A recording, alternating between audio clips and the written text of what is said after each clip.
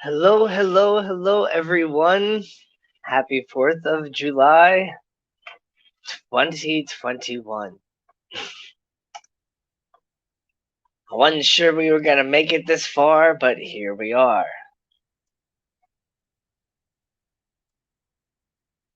Let me go ahead. Come on now. Pin.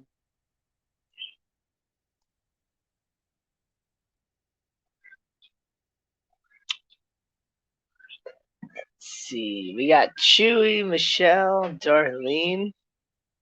How's it going, everybody? Y'all might be hearing some R2D2 sounds and stuff. I forgot to turn that off. So let's go do that. I'm training Lazuli, my parakeet, how to, mimic R2D2.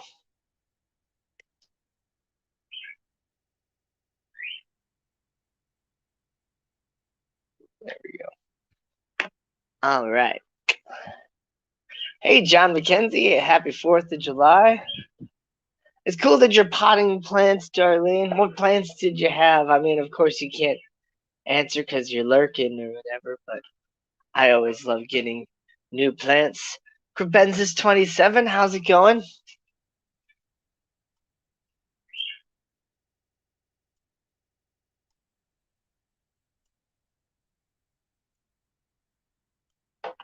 My message is not showing up, so let me post it in here.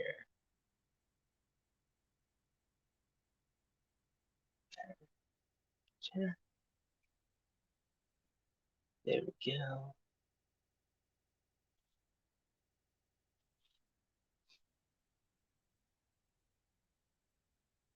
There's Tundra in the background.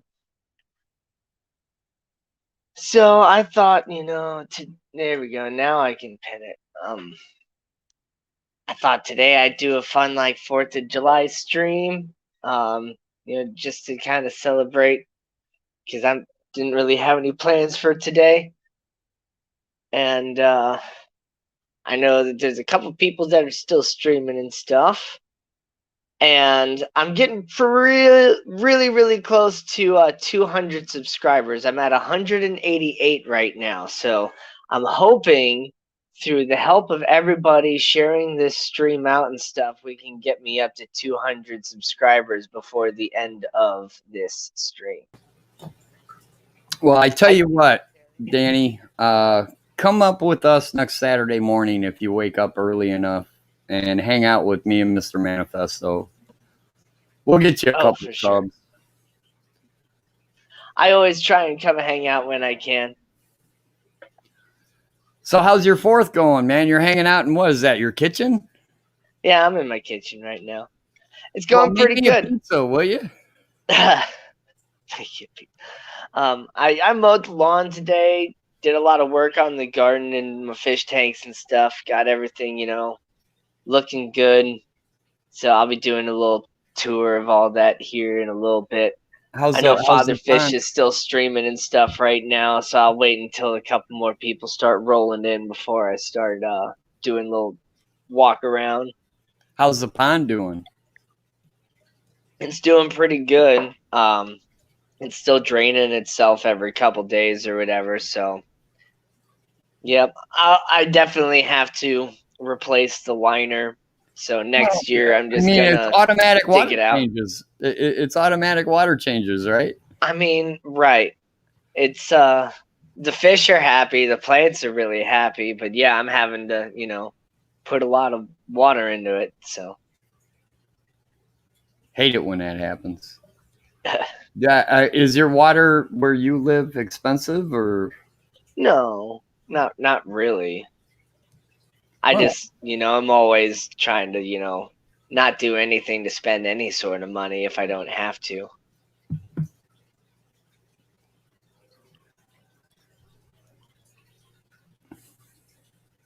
Oh, I'm the exact. Yeah, it's funny how, 2 almost foot-long fish can hide Oh, you're talking about my Leporinis? Yeah. Yeah, they're both behind. Well, one's sticking his head out. There he is. Oh yeah. I kind of wanted to show him on Father Fish's channel, but they both decided to hide as soon as I stuck the camera in front of the tank. They're like, "We're out." Hey Dave, how's it going? Muppet, how's it going? People starting to roll in here. I'm thinking Dave and the entire Farrell family will probably be hanging out next to a fire pit pretty soon. Yeah.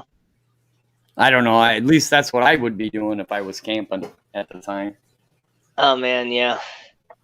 I Kinda might wish get it a was. fire going tonight even. You got a fire pit in your backyard? No, but I'll build one. I've been planning to build one. I just haven't executed that plan for a while. There, finally one comes out.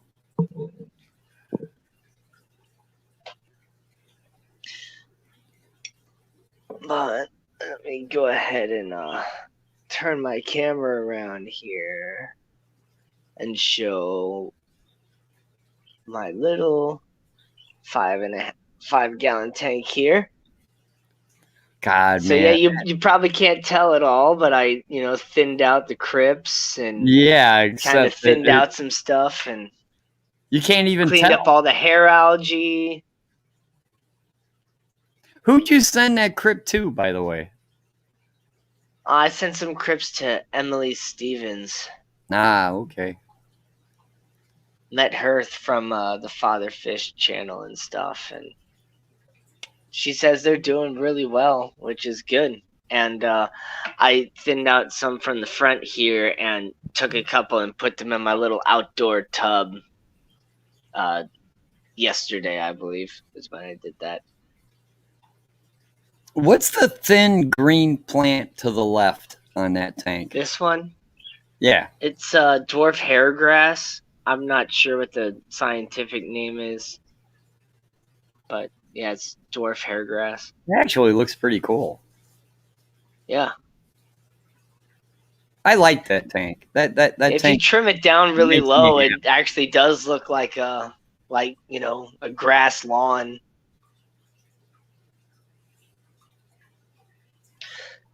Yeah, And it's doing pretty good. it still amazes me that you took a pretty big chunk out of that crypt and then you can't even tell it. Right. Not at all.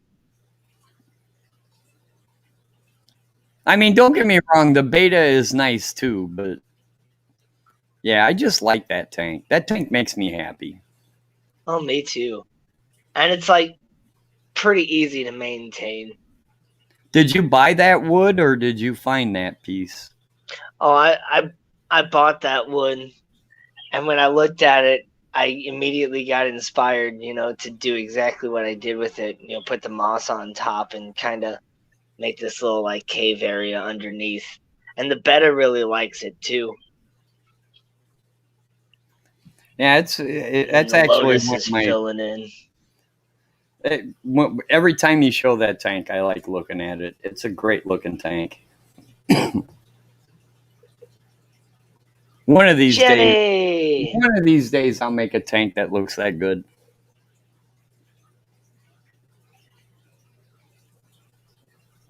Well, just takes a little bit of work to get it going, and then you just gotta let it do the rest. But there's like some Philodendron up underneath on the wood and stuff too that kind of you don't always get to see because sometimes the moss just kind of grows over it. But I allow that to happen because it kind of prevents some of the algae from really building up on top of the Philodendron.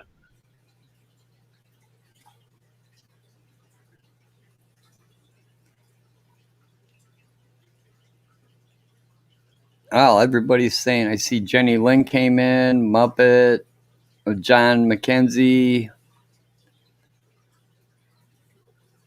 Yeah, we got 6 people watching now. Man, Sundays are a crowded day for whatever reason. I mean, Yeah, like when Science Gal was going, there was like 3 other streams going. Sundays get crowded. they can. But I just decided I was gonna do it, and because I was off today and I didn't have anything else to do, and I want to get my 200 subs. Hey, what's up, Patty? See if everybody could help share this stream out to your friends, like help me get some viewers in here and get some subs up. Like I'm at 188 and 88. 188. I want to get up to 200. I just need 12 more. It's really not Well, that hard. you're in summertime, and summertime fish videos don't really do all that well. Yeah, unless you're doing like outdoor related fish stuff. Yeah. My tub video, which I got a little bit of a disappointing story to talk about related Uh-oh. to that a little bit later, but like my tub video did fairly well within the first like 24 hours or so. In fact, Lisa from KG Tropicals actually like watched the video, left me a comment and everything saying about how it was like it was a good video and all that. So I was like, oh man, like I kind of got a little bit of that. What is that like starstruck bit going or whatever. It's like, wow, I can't believe that actually happened. Been there, done that. Yeah. I was in a stream one time, and we were talking about Lucas. Yeah. Oh yeah, when LRB, Lucas Brett said he popped and he up in just your showed up chat. instantly, and I was Yeah. like, "Oh my god!" He was lurking in your chat, and since you said his name, he was just like, man, I've been here lurking and water changing for a while. It's just like, what? Yeah, that was cool. That was a really cool moment.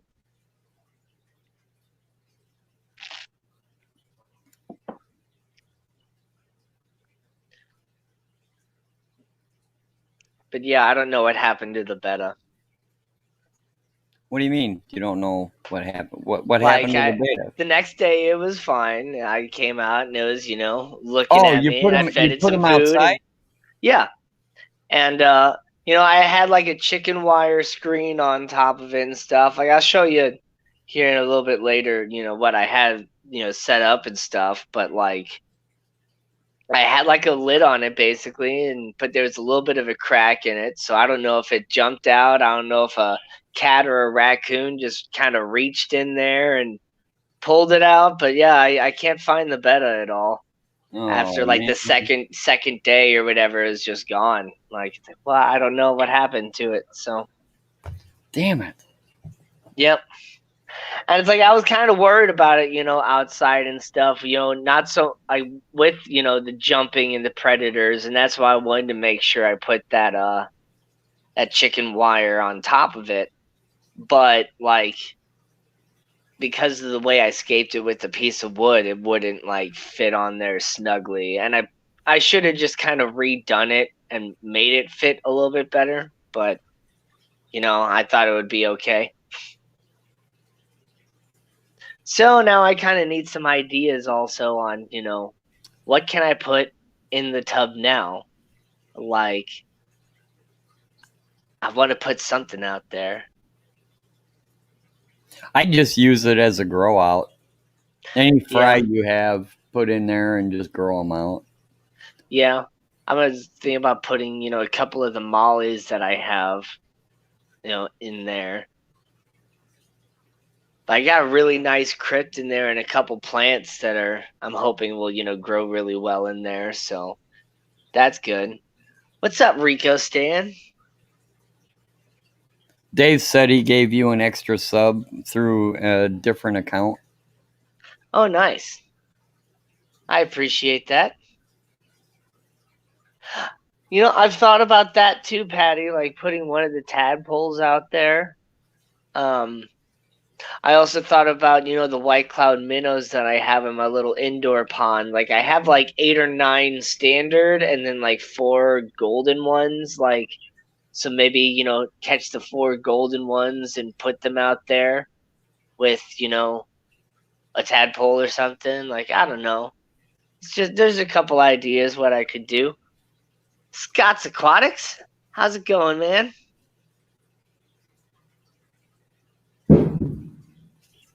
Wow. Did you guys hear that? Somebody just lit something that, man, I almost felt a concussion, and I'm in my freaking basement. Oh, I might have heard a little bit of something. I Yeah, thought it was just you you gotta like love the shifting 4th around. of It's just a July. little. My poor dogs. My dogs Brian, are what's gonna up? be down here in the basement hanging out, going, "We hate this."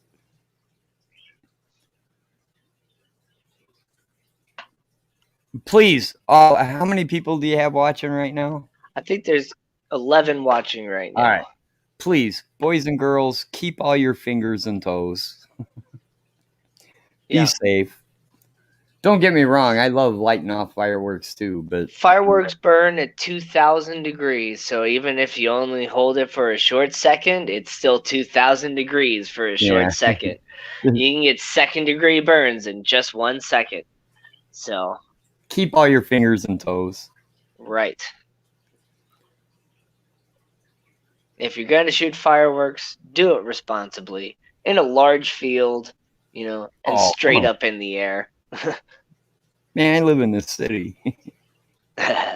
There ain't no large fields. I'm sure you can find one somewhere. And if you can't, just go watch a show somewhere. Actually, I do have a park really close to my house, and this year they kind of changed up, and instead of the city doing it at one place, they divided the shows up and kind of spread them out through the neighborhoods. So nice. Apparently they're going to be launching some off like a block away from my house. So I told the wife we're gonna watch it, and it's probably gonna be a dumpster fire of a show, but we're gonna watch it anyways. Mainly because I don't have to go anywhere. Yeah. There's plenty of people in my neighborhood and stuff that are shooting off fireworks, so I'll be hiding under the table later.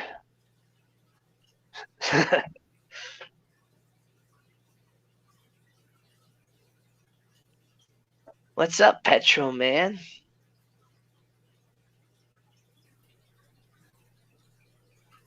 I'm curious why Petro Man has that name. I mean, does he work in a refinery or what? Or did he just think the name was cool? Well, it's not petrol. It's petro. Like it might be. Oh, it's probably Pet Roman 1185.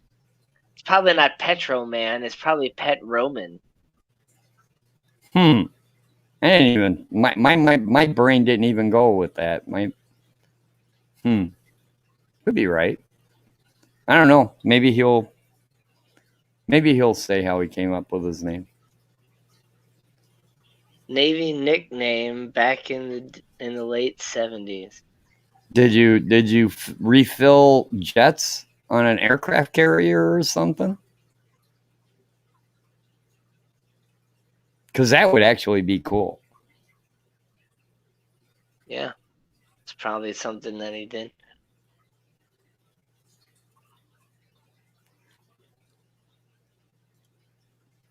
Okay. So, that's that tank. Let me take you back into the fish room. And I will say, out of all the armed forces, the Navy eats the best.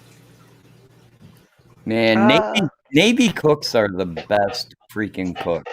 Oh, yeah. The actual Navy cooks, but I was thinking the Air Force probably eats the best.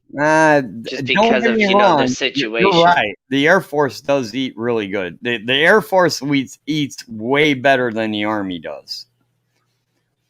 They But sleep and do everything, in general better than the army does. But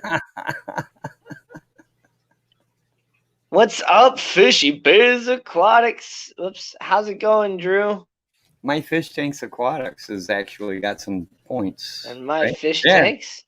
my fish tank aquatics has got 1 point.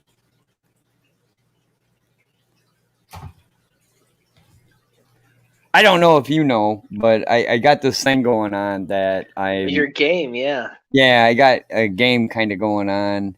And when I reach 1,000 subscribers, whoever gets the most points gets something really, really cool. And my fish tank aquatics is in the running Yeah. so I'm far. trying to get in the running. Ian was just, slightly faster than me at a couple of those, and Yeah, I it's was, probably I was guessing, my fingers were typing slightly faster than my brain was working, and I hit, Black Phantom Tetra, even though if I looked slightly closer, I would have seen it was a little bit more red than black, and it would have been Serpay Tetra, and I was sitting there trying to eat my lunch and all that stuff too, with my, phone out in the car. What'd So you think it was though? a What'd you think overall? Did you think it was a fun game? oh yeah, that was a real fun game.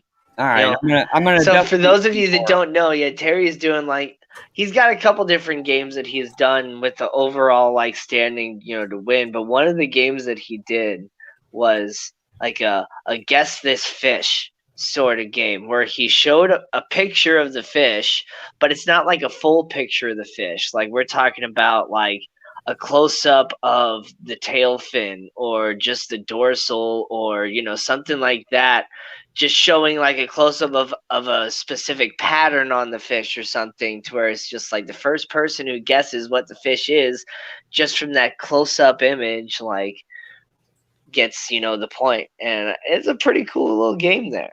Yeah, I'm gonna definitely do more of that. So tune in, folks, next Saturday morning. There'll be more. And Jason is going to do more of the Name That Tune too, by the way. Yeah. So my first generation of African cichlids are doing awesome in here. They're actually starting to colony breed. There's at least one female in there. Oh, where is she? I think might be Yeah, her right there, that has a mouthful of babies or eggs or something. Not quite sure what stage uh they are in, but yeah, the siblings are now breeding together. you gotta love African cichlids, man. That's pretty good commitment to you know go around for like 2.5, 3 weeks of having babies in your mouth and not eat them, and you Oh know yeah. not eat yourself. I mean, I'm fairly I certain mean, you'll yeah, get it's not hungry. just cichlids though, but yeah, all mouth brooders like the beta macrostoma and some of the other ones that do it, and it's Arowanas are mouth brooders. I think the male is the one that runs around with the eggs in his mouth. right, yeah, That's commitment, man. yep. Well, not all of them, have the little pouch or whatever like the seahorse does. They have to hold them in their mouth. Yeah, that's another one where the male does all the work. Yep.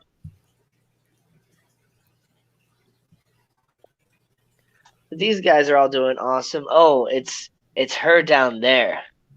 She's got a mouthful. Oh yeah, you can see it.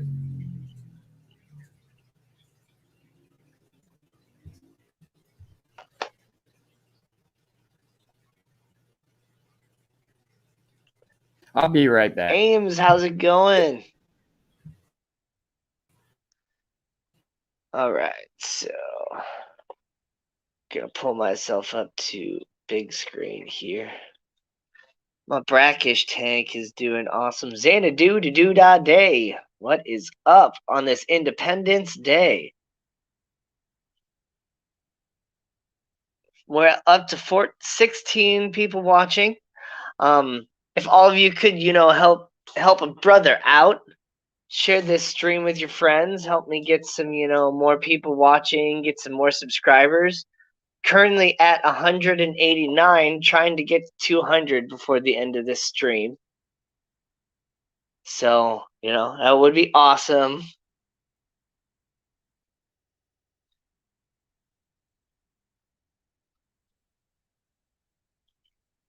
Yes, they are.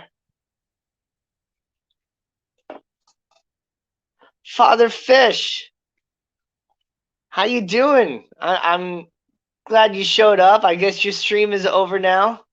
Rocco, happy 4th of July, fishy freaks. Just took a second away from the barbecue and beer. God's blessings to everyone, and stay safe. Appreciate it, Rocco. You stay safe too, and have fun with your family barbecuing. My brackish tank is doing fairly well. The Java Fern is not really growing, but it's not necessarily dying either. Some of the little pieces I added are doing pretty good.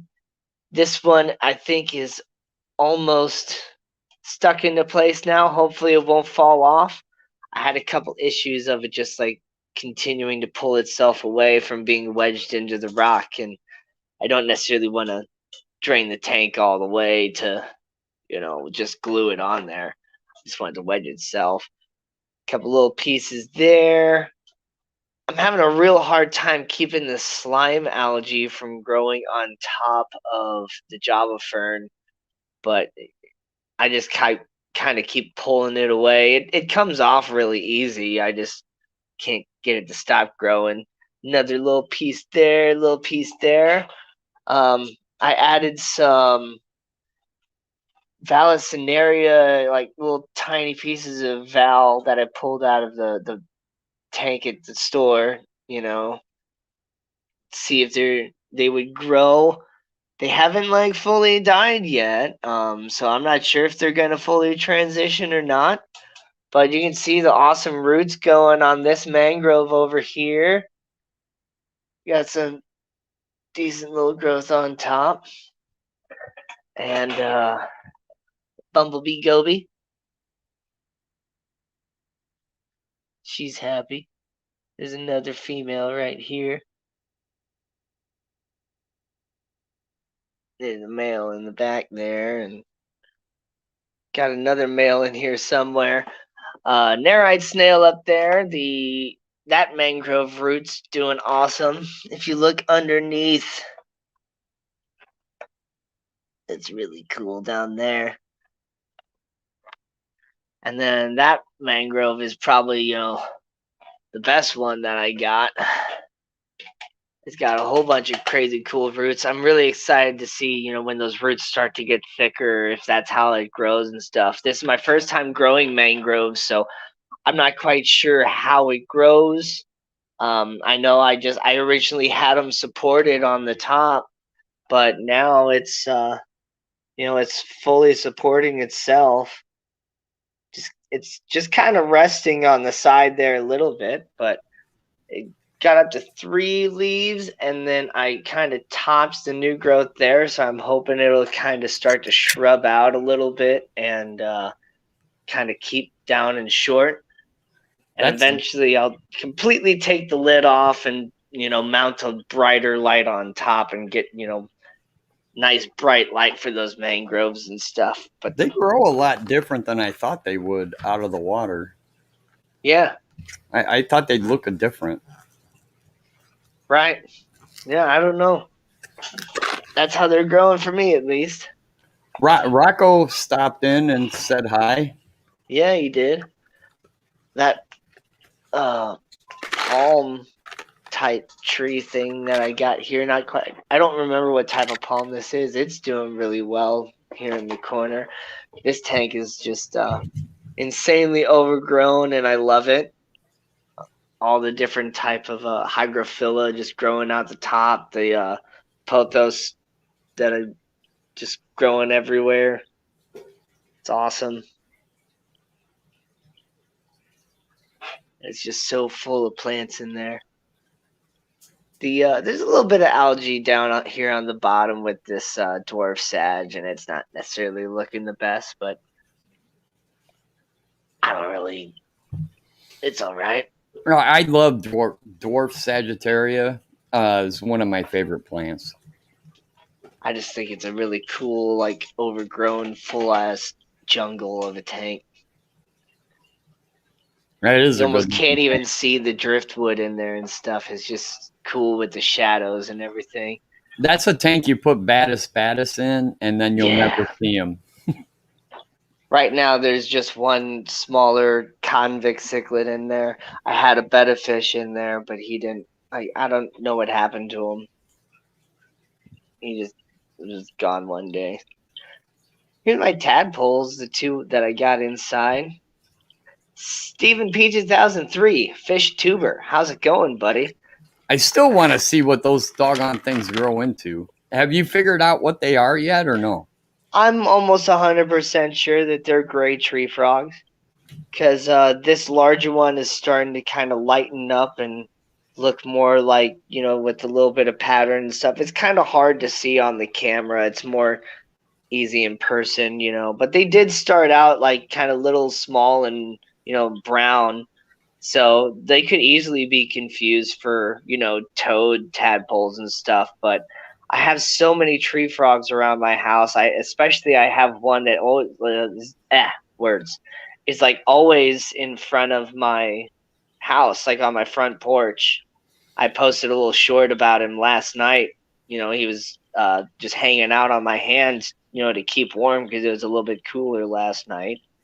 Are they? So are any of them starting to get legs yet, or no? Not yet. No legs yet. This is probably the biggest one I got, and if you look at him like the side next to my finger, like he's decent. Well, they don't like me messing with them, but they're getting to be decent size. Probably about an inch and a half long from tip of the nose all the way to the tip of the tail. And then their body's about the size of like a large pea or kernel of corn. And then here's this tank that I can no longer call a betta sorority because it only has one betta in it. That is an incredible looking tank, by the way. Yeah. But, the whole thing of not having a lid on top, I did actually have one jump out. The second to last one that I had jumped out. So what, a beta? Yeah, one of my female bettas jumped out, and so now the only one I have left is this glow betta, and I mean she's beautiful. But yeah, it's no longer a betta sorority. And I kind of told myself, like, if I lost another one of my bettas, because I had, been, progressively over a period of time, losing one here and there. And if I told myself if I lost another one and I just had one left, I was going to get a Beischer. So probably what I'm going to do now is rescape this tank and turn it, like, just keep the fish that I have in there, but just add a small... they have like these like 2 to 3 inch long endless cherry Beischers, the saddled Beischers at my local fish store for like $40. So I want to get one of those. Why do you want to rescape it, man? That tank looks good. I love the tank, and I just I have to rescape it, unfortunately, because every time I look at it, I'm just going to continue to call it my betta sorority. Oh, no. I mean, I used to be betta sorority. So it's like I have to rescape it. And I have to turn it into a new tank. Just because it has to have a new name and all that. So it's one of those things. It's been set up for like 9 months now or so. It's a really awesome tank, and I'm probably going to use all the same pieces, I'm just going to rearrange it, change it up a little bit, and I guarantee whenever I do pull the trigger on it, you're not going to be disappointed. Oh, I'm sure your escaping skills are excellent.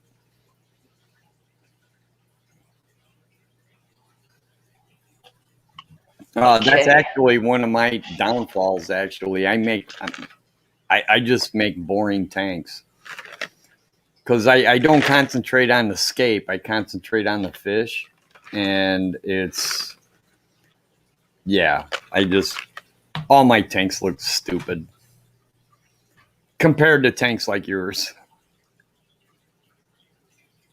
You army guys are nuts. Leave the tank alone.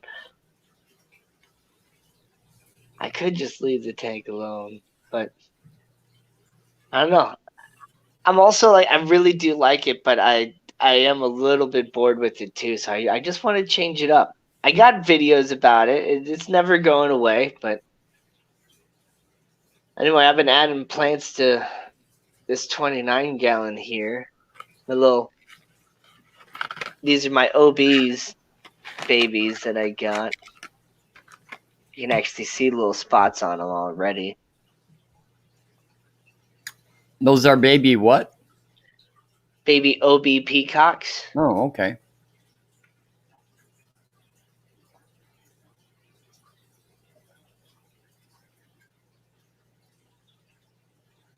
I added some dwarf hairgrass. It's like a spiralis crypt back there. Some red Ludwigia, Rotala green. I'm sure you can hear the fireworks in the Oh, background. absolutely. Um, Should be out that's a there hanging little. out with your That's a neighbors. little piece of the dwarf aquarium lily from my beta sorority, and a little piece of like hydrocotyle, Japan. What's up, Sandy? So did that lily? Did the lily kind of come off the bulb on its own, or did Yeah. you pull it So off? the lily came off the bulb, and there was another like little piece like right here in that little spot right there. So I pulled it out and I moved it in there. I found the bulb, and I actually, after the video, I originally moved it to the other side. But after filming the video of my tub that I made for the beta outside, I actually ended up taking it out and I moved it into the tub outside. So I haven't seen any new growth on uh, the bulb yet, but when we go check it out here in a little bit, maybe we can see if there's any new growth on there now. Cool. That's actually these dwarf lilies. I number one, I didn't know how many different kinds there were, and Yeah. number two, they're turning into my favorite aquarium plant. Oh, I they're love them to definitely one death. of my favorites. I love the lilies. I love the lotus, and then there's also the Taiwan lily and stuff like that too, and they're really cool. I agree. Now we got this tank. This God, is tank that is a gorgeous looking beta? really good right now. The algae, it's rebalanced itself. I pulled out all the Amazon frog bit, so the crypts are starting to come through. You'll notice now I don't have the pot of that second pink crypt over here anymore. I kind of cleaned up some of the leaves and I planted it in here, and it's transitioning well. I think there's already one leaf of new growth in there. So that'll be popping out of the background, and all these crypts will, fill up in the background here like real soon. Now that they're not being blocked out from the light from all the Amazon frog bit and stuff. And this King Betta is just loving this tank. He's so blue now. He is. That blue hits you like right now. What's up, Craig? Greg? I don't know why I said Craig. Clearly a G, not a C. Hi, 3G. How you doing?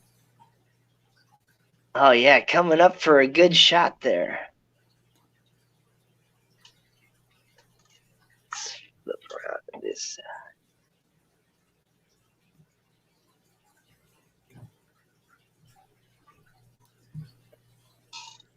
I'm probably the only guy on the planet that's got multiple tanks and not a single beta anywhere.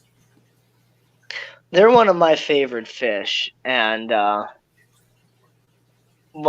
thought about changing my channel to something to do with betta fish or whatever too, but like my channel name, like, but I kind of like just keeping it with my name too, and just kind of rolling with my own brand. You'll get there, man. Trust me. You'll pass me up, I'm sure.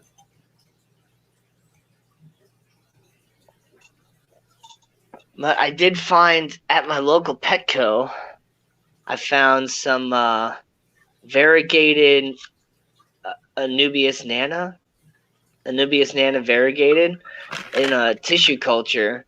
I've had it kind of sitting here for a couple days. It's growing in here, doing awesome. But I'm not quite sure when I want to actually do with it. There's probably 3 or 4 little pieces, so I'm thinking about trying at least one in this tank, maybe one in this tank, and like 2 of the pieces in another tank. I'm not quite sure. I've heard that type of Anubias needs CO2 because of the white. It's not getting enough nutrients from like the light and stuff because of it doesn't have as much chloroform, that green that you get. So I've heard it needs CO2. I'm going to try it without CO2, see if I can just continue to have it grow. We'll see how it is. But this tank is doing really good. The Rotala green in the back is just super thick and full. It's starting to come up and around in the back here from when I, added some over there. So that's doing awesome. Have you been trimming that Rotala? I noticed none of it's actually grown all the way to the surface. I've definitely been trimming it. It started with just like kind of that much, and I've been like, filling it in super thick, and now that it's really nice and thick, now is when I'm actually letting it grow up to the top here. So I haven't trimmed it in a while because it's finally where I want it to be. I tend to start my tanks with kind of a little sparse with plants and let it kind of fill in naturally. Well, how old is that group of Rotala? Let's see. This tank is about 4 months old now. Oh, wow. That's a lot shorter time period than I would have thought. Yeah. Are those chili rasboras? Yeah, chili rasboras. And then right there in the back, he just kind of went back behind the plant, but he might pop back out as still that baby Florida flagfish killie. It's actually a male. He's still small, but if you look, you can kind of see that dot on his dorsal fin, signifying that it's a male. Oh, he is small. And there he goes. He's gone again. But he's really cool. I'm excited to continue to have him grow a little bit larger in here, and then once he gets bigger in there, I'll probably move him somewhere. I've also thought about maybe grabbing him and putting him in the tub outside, and letting him grow up out there. Yeah, I'm sure he'll probably put on some weight pretty quick outside, I think. Yeah. I'm kind of letting him pick at all the different little bits of algae because there's some like brown kind of string algae growing on the Java fern there and a little bit on top of the rock. And so I'm kind of letting him clean that up a little bit. But yeah, I'll probably grab him, and I don't know, maybe I'll just start with just him out there and let him kind of get that tank going or tub going outside. That's an idea. Okay. So that's... Oh, look, never mind. We got down here. So I kind of did a little update on my little... Sorry about the glare is just horrible. That's your cat. Yeah, that's my cat. There we go. Turning that light off kind of helped. This is my male crown tail that I'm gonna breed. And here's the female over here in this little tub. She's getting decent size, so maybe about another month or so. And then I'll actually, introduce them together and actually try breeding. But I had the sponge filter into here, and I extended the airline around and added a little sponge filter in here now. So he's actually moving around a little bit more than he was, and he's doing better. So I'm going to be breeding them in this tank. That's like the little tiny aqua top. And got a whole bunch of catappa leaves and stuff too for when I start to do that, because I always like to just float a catappa leaf right on there, and Let they it make like a to bubble nest use under it. that to make the bubble nest under it. Exactly. Ugh. Turn that light back on. And then this was my former. Let me turn this. There we go. Oh yeah, that actually kind of worked a little bit. This is my former aqua garden. There's like 4 mollies in here still. Sorry today, the glare is just kind of horrible. There's definitely at least 1 male in there, and then I think the other 3 are all females. I've seen a little bit of breeding action, but no babies yet. But there's Rotala green, that same hydrocotyle hygrophila that's growing out of the top of that one up there. A little bit of Java moss, a type of spiral sword plant kind of right there. A little bit of Bucephalandra right there, and this tiny little piece of red Ludwigia there. The light's not doing the absolute best on this tank. I needed a bigger light, but they only had the smaller one at the time, and I still haven't gone and invested on a bigger light for this down here.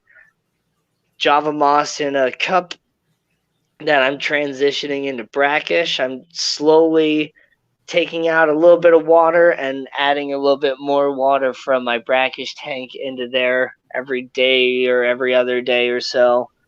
And none of it's dying.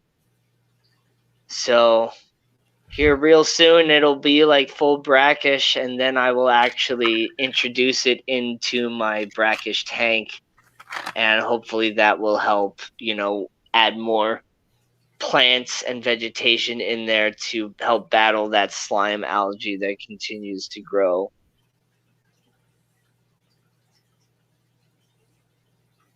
Turn this light back on. Well, wait a second here. Turn the blue on so you can see the beta glow a little bit. There you go. Yeah, glow beta. Cool, whatever. This lid's not on all the way. There we go. Here's my 4 little baby convicts that I'm still growing out. I said this one's a big one. Well, biggest of the babies. That one grew so much faster than these down here.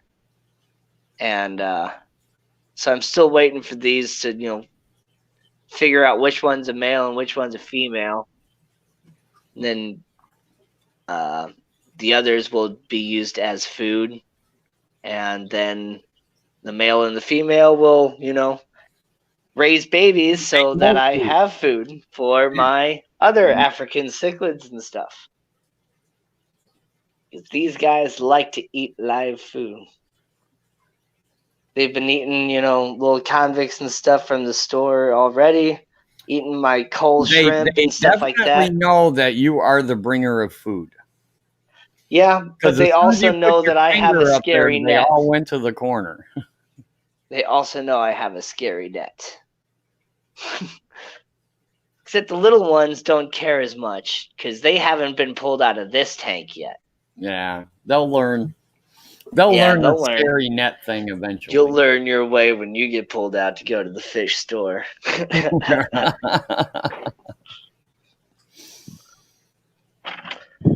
All right. So here's this little tank. God dang, how many betas do you have? Well, I used to have a lot.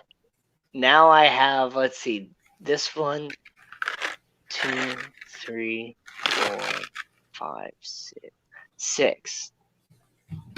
I only have 6 now. I used to have like 20. But yeah, he's doing really awesome. He looks like an older guy. He is an older guy. I think there's a little bit of an issue or something. I'm not sure if he started eating his fins or if there's a little bit of like a fin rot or something. Like he's not losing any more of his fins, but his fins are definitely shorter than they were it just before. might be older age. Yep. He's definitely older. I've had him well over a year, if not close to 2 years now. And yeah, I'm going to rescape this tank. This is the tank that I'm probably going to put the other 2 pieces Why do you of the keep rescaping perfectly good looking aquariums? Because in my opinion, that aquarium looks just fine. Oh yeah, it's great. Don't get me wrong. It's awesome. I just want to make it more awesome and a little different. And, sometimes when you change things up, you can, make a slightly depressed betta fish a little bit happier in a new environment. I get it. Keep them interested. And then, this was the very first tank I set up. I was just kind of looking through my memories on my like Google Photos or whatever, and 2 years ago this tank looked completely different. But the scape that it has now, when I rescaped it, like 6 or 7 months into its tank, being set up, like it looks so much better now that I rescaped it than it did originally. And like this tank right here was probably one of my first like real attempts at like an aquascaping sort of thing. And it looks good. It used to have a whole lot more like red plants and stuff kind of growing up in the back. I had some Alternanthera reniki and some stuff like that in there. But it just eventually got kind of overtaken by like the Java Fern and different stuff. And same with like this tank, I had a lot of like red plants and stuff in here. And this was originally where that water lily that I have was. And like this was like my first like real tank I set up. And it was, a little over 2 years ago now. And I had my betta sorority in here. I had like up to 8 female bettas in this 20 along at one point, and they all got along great.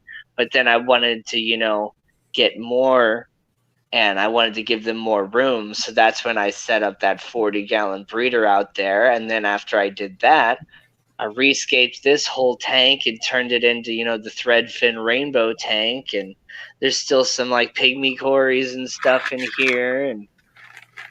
But I really do love this tank a whole lot. It's got some great shadows. The way the Java Fern goes all the way up to the top, and the old marine land hanging on the back filter just runs totally silent now. I don't hear it at all.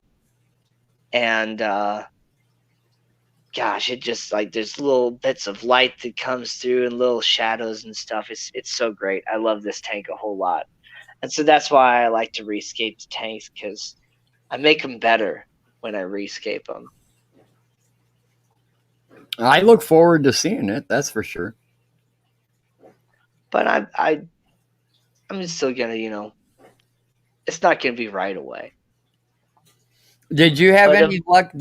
Has any of your threadfin rainbows spawned? I've seen them doing the dance and stuff like that, but I haven't seen any babies pop up or anything. I haven't visually seen any eggs either. Same with like the pygmy cores. They seem to be doing a little dance or whatever right now too.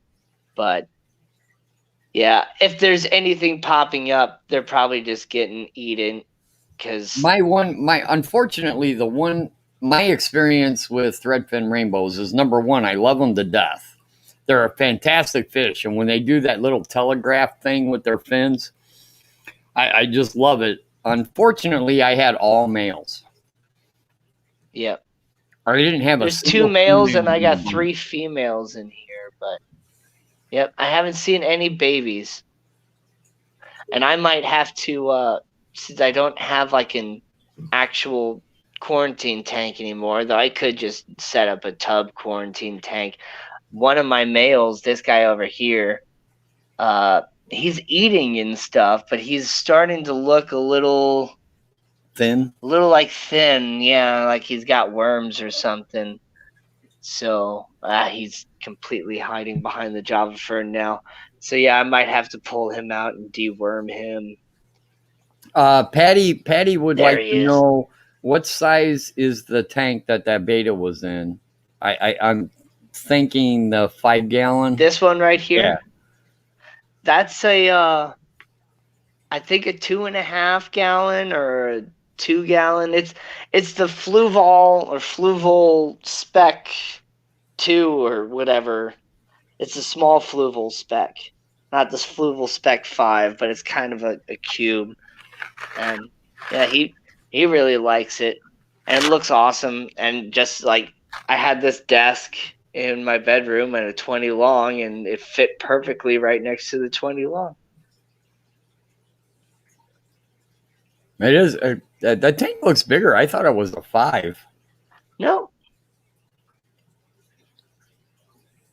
no, it's like a 2.5 gallon. It's like the same size that I had my tarantula in too.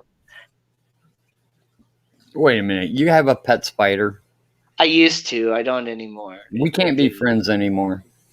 I thought you knew that I had a tarantula. I probably did, but I can't remember stuff. So every morning you get a clean slate. Yeah. Yeah, you can't remember anything. Not a big fan of spiders. Suffer from CRS. Yes, I do. So, go back to big screen here.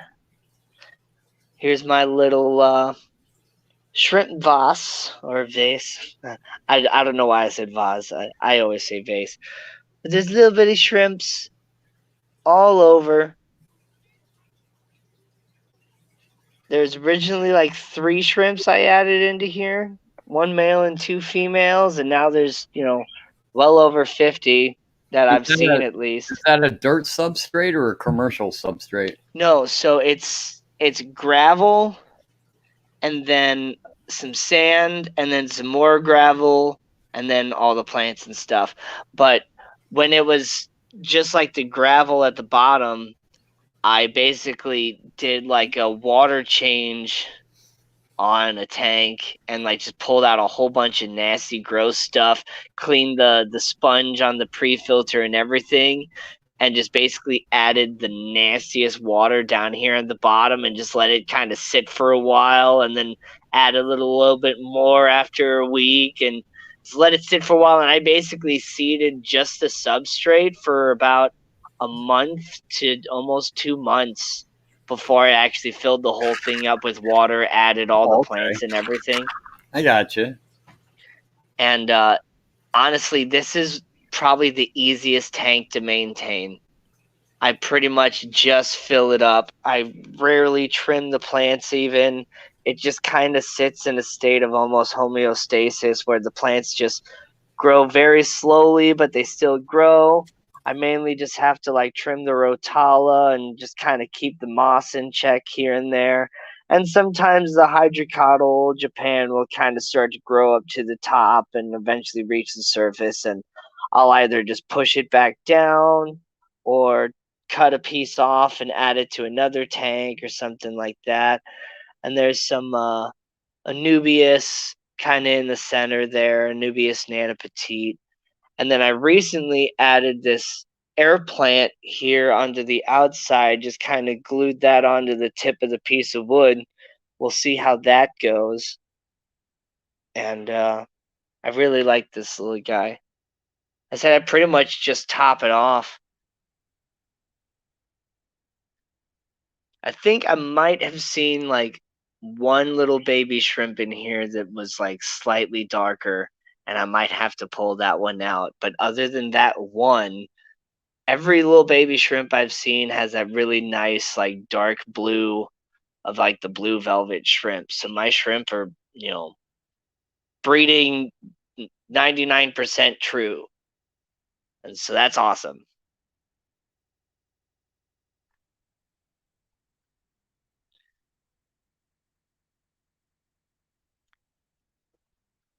And then the African cichlid tank is doing, fairly well. I don't have the rocks over here anymore because those are the ones I pulled out to put into my tub outside. Hey, how's it going, Peplin? And yeah, the rescue, one-eyed Willie one is gone. I lost one of my, babies in that whole exchange and stuff too, throwing off my balance of adding another fish. But they've all kind of reset up their hierarchy. Everything's been good for the last week. So I think I'm good to go. Just gonna stick with these guys, not go adding any fish. Unless I add, a couple at a time. Because I do still have that sunshine peacock in that other tank with my babies and stuff that I want to add into here. But I eventually want to get these guys into a 125 for the additional 2 foot that I have of wall space over here, and then move this tank into the other room. At my local fish store, I've recently started finding extreme foods, and this is the nice, which is naturally intense color enhancer, 1.5 milliliter floating semi sinking pellets. Oh, it says floating pellets, but they've been sinking at least here in my African cichlid tank for the most part, and they've loved them for sure. I haven't really noticed any extra difference in the colors of the fish per se since I've been feeding them that over the omega-1, but they definitely have been, hopping over it right away. And I like giving, some different foods a try, especially like extreme. That little thing was actually, almost half the price of the omega-1 in the same size. So if my fish like it and it's a better food, I'll be willing to, drive the extra distance to go to the pet store that's selling the extreme. What's the name? I'm drawing a blank. What's the name of the? I think they're Neolampologus. The Tanganicans you got in there. Oh, like this one right Yeah, that here? guy right there. That's That's a Julidiochromis. Julidiochromis marlieri. Yes. All right. Or Marlieri or Marlieri, something like that. Yeah, I always said Malarai, but I don't know how to pronounce it. But yeah, I forgot they were Julidiochromis. Yeah. And then I think I do I want to think get the some. Nimbochromis fuscataneatus is also a Tanganyikan hap, if I'm not mistaken. But or maybe it's a Victorian hap. I don't remember. Yeah, I'm not. I know it's not Malawi. And then that guy's a Victorian cichlid. It's a Statottilapia nubilis. I love a lot of the Victorian haps. The Statottilapia, see, they all used to be called. What was it? Was it Haplochromis? I think so. Yeah. That they were all called, and there No was like haps and 100 of tangent. them. Okay. So it's not a then they tangent you can started have, it's a changing their Victorian hat. names. Thanks, Alishan. How are you doing? But how do you like that rainbow shark? Oh, I love rainbow sharks, man. It's That I one of have my this favorite. one, and then in my other 55 with the babies that I have a smaller glow blue rainbow shark. So it's blue with red fins. So he's pretty cool. It's But yeah, I one of my love favorite rainbow fish. sharks. I And he goes great with the African cichlids too. Gets I along with all of them. I have to admit I like the red tail a little tiny bit better. But if I couldn't get a red tail, then I go with a rainbow. They're just cool fish, man. I used to feel the same. I really did, but after having a rainbow shark, like I love them. They have a little bit more of a streamline to them, whereas the red-tailed sharks are a little Yeah, bit they get a thicker little body. beefier. Yeah. No, That's I that do. take. I love rainbow sharks to death too. I think they're cool. I gotta get some now that I think about it. I'm gonna have to go buy a couple. I got a couple tanks I can stick some in. Here's my little indoor pond with all my white clouds and stuff in there that I was talking about. That I was thinking about, maybe catching the 4 golden ones and bringing those outside. That might be what I'll do. I'll catch like the 4 golden white clouds, and I'll catch that little Florida flagfish, killie, and I'll take them outside Would and put the them in the little tub. flagfish eat the fry from the mountain minnows? I don't know. I don't know. Sounds like Okay, a good experiment Alishan is anyway. correcting me and saying it's Malawi. I don't know. I just did a search on Google one time for Nimbochromis fuscataneatus, and it said something about a Victorian hap or whatever. Now, it might have just been an excerpt from an article that was actually talking about a completely different fish just in the same article, but I don't know. But thank you for that correction there, Alishan. Well, I wasn't gonna say anything, but in the back of my mind I'm fairly certain that fish comes from Lake Malawi. I mean, I originally thought it did too. Like I said, I just saw something that was like, oh, okay, so it's actually from a different lake. But yeah, I'm wrong. That's fine. Yeah, I can admit when I'm Nimbochromis wrong. is Lake Malawi.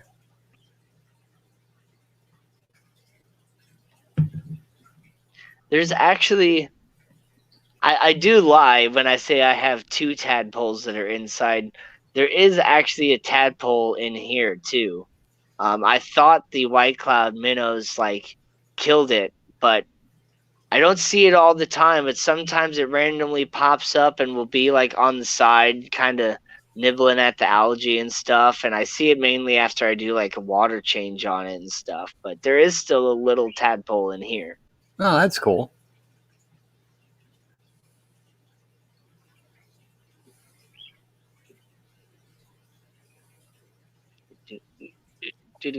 Do.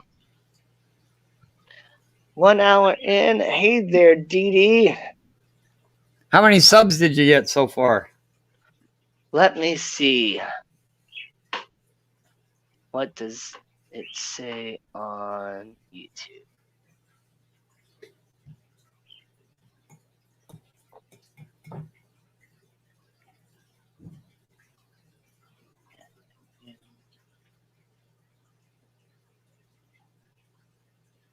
I'm at 190. All right, so I've 10 gained 2 more. subscribers in this stream. 10 more. That's awesome. I do need 10 more. We're an hour and 10 minutes in, and I need 10 more subscribers. But let's take a little stroll outside. Where the really cool stuff is. Oh, yeah, I guess so. So, the pond is looking really good. Wow, it looks like somebody cut the grass. Oh, yeah, definitely. I cut the grass today. Everything's looking clean. You got my nice lines and everything. But yeah, the pond's looking great. I filled it up today too. The water lily pads are like completely covering the top. Like a frog could basically just walk right across now. Got the little stream. The moss has, done a really good job of, acclimating to its new environment. And some obviously didn't make it, the stuff I put up there and whatever, but the stuff that's like right there close to the water is doing really good. The mosquito plant that I have here is just completely filled in that area too, as had this coleus that I got over here. It's flowering and stuff now. Some really crazy, like psychedelic Now, almost colors on that plant. will that stay? Can you keep that all year long, or in your area? Because to me, that's an annual. I think this is an annual in my area too, so it'll be all right when it goes away. That's fine. Just But replant it man, again. this cattail has like spread out like all the way into the pond now, and it used to be like just like over here. So I might have to cut this rhizome off and like cut this cattail in about half, Dude, because it's I gonna don't want take it a to softball completely to do it. overtake Have you ever overtake the seen pond. the rhizome of a cattail, man? It's like freaking Yeah, wood. yeah, it is like wood. You need a It's freaking thick. sawzall to cut them damn things. Nah, you can just break it. You can break it. You can cut it. But oh man, it's got like a whole bunch of little bubbles and stuff that have kind of made a weird film on the top right now. But yeah, the little outdoor tub is doing fairly well. I added the water lily right here. The I added a tiny bit of terrestrial moss into this little crack that was in the wood here, and it's doing fairly well. Though I think it might get a little too dry in the long run, so I have been kind of, taking a little bit of water and just kind of watering it here and there with a little cup. Of course, now it's like the bad time of the day because the sun's like right over there, so I get like a terrible glare. If I would have shown you guys the pond a little bit earlier, you would have actually been able to see like the plants and everything on the inside, but now it's just terrible glare no matter which angle I go to. So I can't really show you any more of that little tub, but I also need to do like a water change on it now anyway. So I'll probably do a water change on it, and then that's when I'll add those fish that I want to add into here, because it is 12 gallons. There's plenty of space for those 5 fish to, do their thing. The garden, man. Garden's doing great. Did a whole bunch of weeding today and then just kind of laid it on top of stuff. That's why it kind of looks just like walked over. And hopefully that will kind of keep it from growing back like right away and stuff. But the tomato plants that I have here are just like huge. They're almost, well, they're about a foot shorter than me now. So they're, just a little, probably a little bit over 5 foot now. How tall that one is. They're nice and tall, and got plenty of little tomatoes growing and stuff. None that are coloring up on the black cherries here, but I do have this one nice yellow pear tomato that I just picked right here, looking real nice. A couple back there that are getting a little bit of color, but yeah, this one's ready to go. All right. And carrots are there. Still got some lettuce growing. My basil's all flowering, looking all pretty and stuff, no matter which one you look at. I don't see any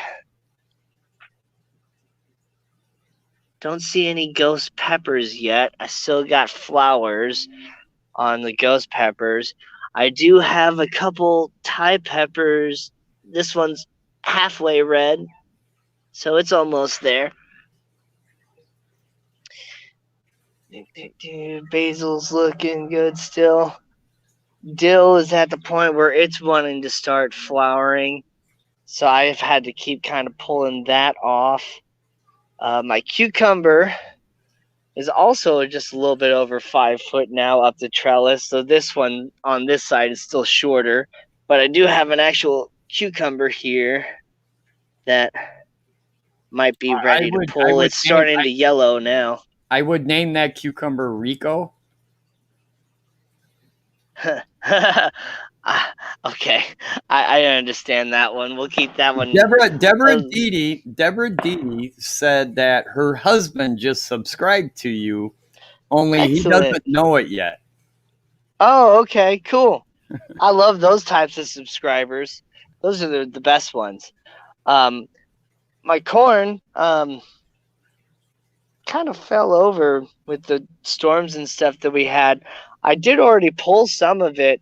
I just had it was a shorter ear of corn or whatever, but I pulled some, shucked it up, added a little bit of water, threw it in the microwave, then added some butter and salt. Oh man, it was so good.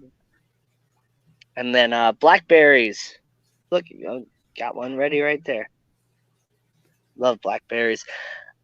So many. I even like the red ones. I mean, yeah, I could probably pull the red ones too. They're a little tart. They're more right. They'd be good for a pie. But I just like them right off the vine like that.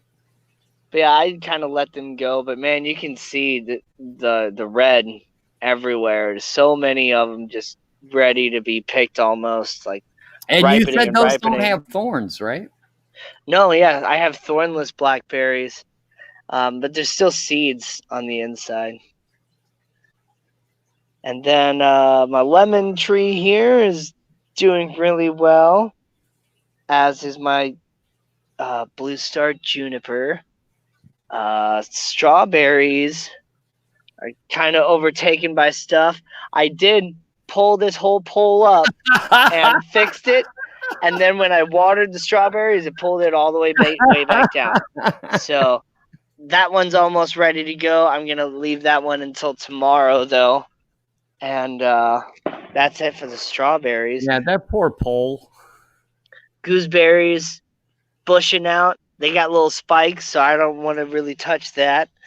Apple mint is doing good. My chocolate peppermint is doing good. My grapes. Deborah also asked if you ever found the outdoor beta, but I think you covered. No, I never found it. So I don't know if it jumped out. I don't know if a cat or a raccoon got it or something. I do have some cats that end up in my backyard.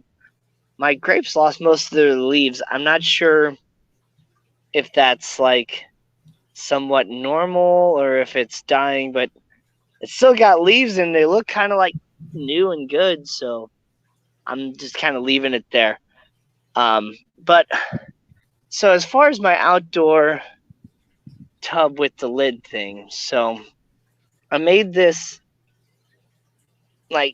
lid here out of chicken wire, and so it was like that, covering most of it. That corner good, that corner good, this corner's good, but this side was up just about this far.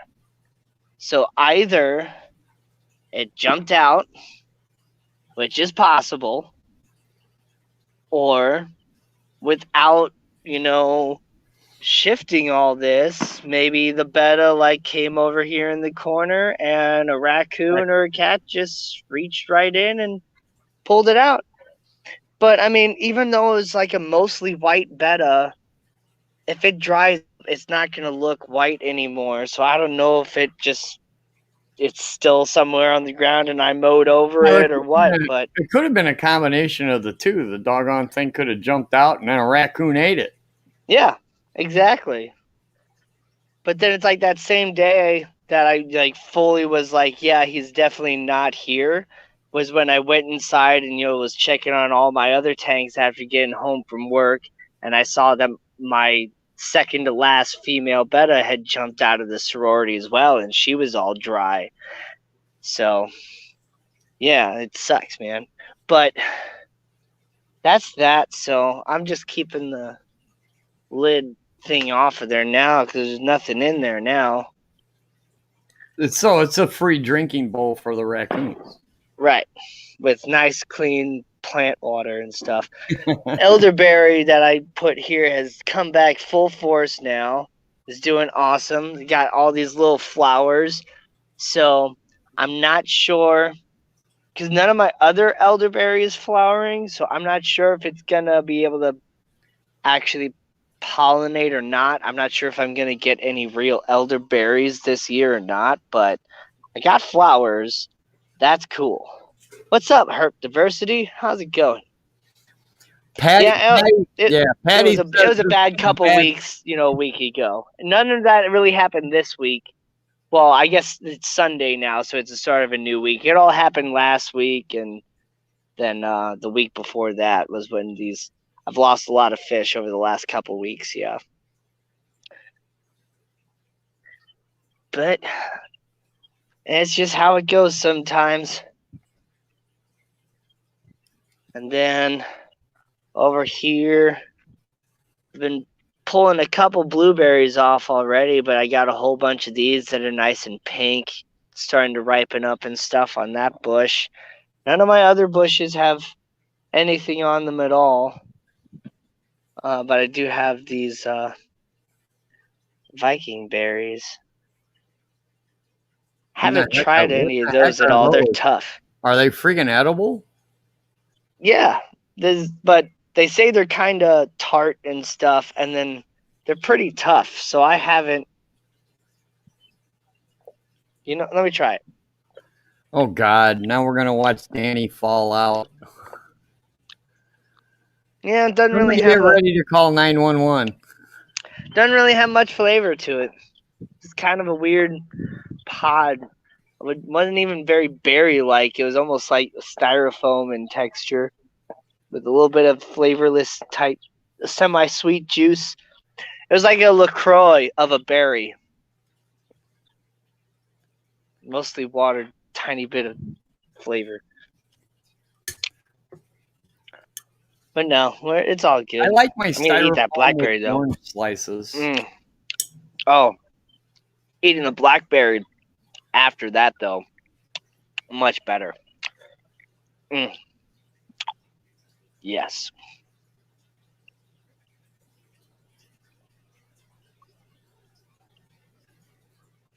What, Patty? Raise the tubs. Them on the outdoor fern end tables. My little outdoor. Oh yeah, my huge mess over here that I haven't ever showed on camera. There. Yeah. Might want to. Never showed that mess on camera before. I've thought about that. I've thought about raising it onto a table or something like that. There's a couple things I could do. That's not a bad idea to raise it up a little bit more than just having it on the ground. Yeah, but I do like it though. And man, that crypt though, you can see like some of the leaves over here, somewhere there. That's a huge crypt. And then right here is where I added a little bit of the smaller crypts that are still huge from that 5-gallon tank inside. And the backyard's looking good.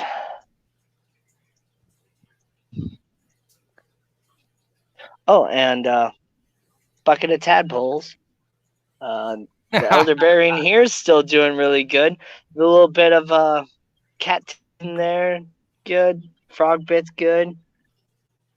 And I'm not sure if you can see it or not. There's a little tadpole on the side. There's tadpoles of various sizes in here. There's some large ones. There's some small ones. There's a couple different spawns of tadpoles in there because some frogs have come around and laid more.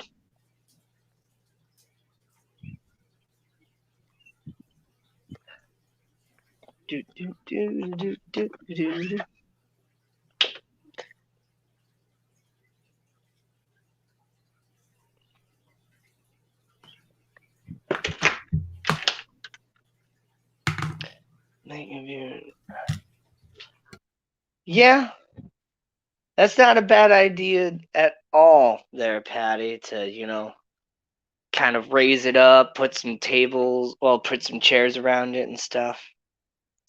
Not a bad idea at all. Oh yeah, the Home Depot tub. That's actually that Home Depot tub. My old roommate that used to live with me. He moved out a little over a year ago now, but yeah, he lived with me for. Gosh, well, I mean, we rented together in houses and stuff like that. We lived on and off together for about 7 of the past 10 years or so. But yeah, he finally moved out of my house about a year ago, went on his way. He's living down south, building his tiny home and stuff. But yeah, he bought that 30-gallon Home Depot tub or whatever, and filled it up, put a little valve kind of on the bottom of it for an easy water change system. Uh, Tried to kind of make a couple holes on the top area to prevent it from overfilling. Did a couple things, put some goldfish in there, and it was good for a while, but eventually, because of just the size of it, it kind of bowed out a little bit, and I cracked, I guess, a little bit to where it just kind of started leaking and just wasn't doing very good. And so that's when he bought that cheap little $10 kiddie pool or whatever, and put his goldfish in that, and it worked.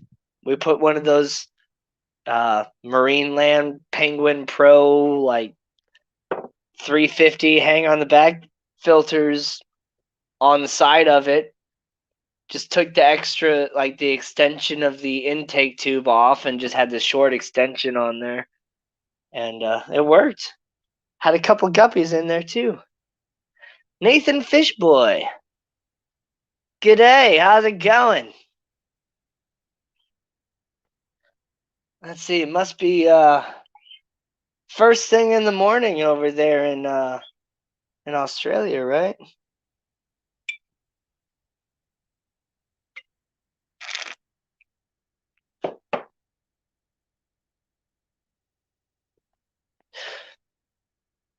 Yeah, that's an idea there, Patty. Putting the tub inside a tub. Not a bad idea at all.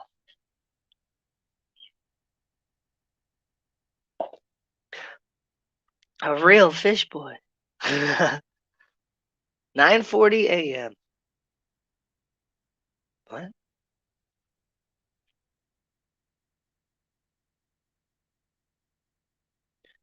Wait a minute. There's an actual time zone that's a half hour off?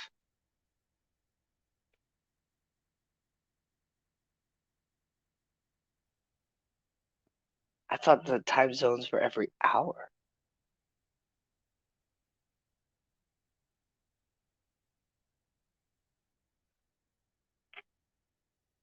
If you haven't already, definitely share this stream with all your friends. Have them, jump in, join us. Subscribe to my channel.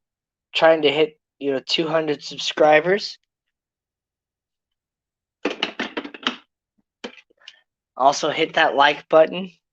It helps notify the people that I'm streaming, because YouTube just doesn't always do it. It has to, make sure that it's worth the while.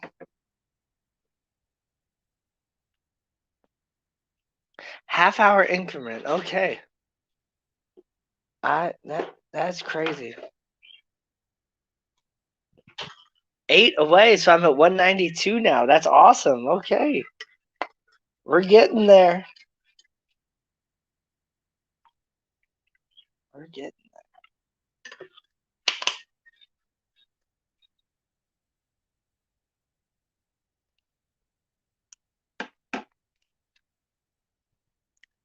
if anybody else wanted to, also, pop up and join the conversation here, I do have the StreamYard pinned, I believe. Definitely feel free to join in. I'm just topping off my coffee right now. What are we doing for 200? Definitely doing another giveaway stream. Not quite sure what I'm going to give away yet. Maybe it'll be some of my African cichlid babies.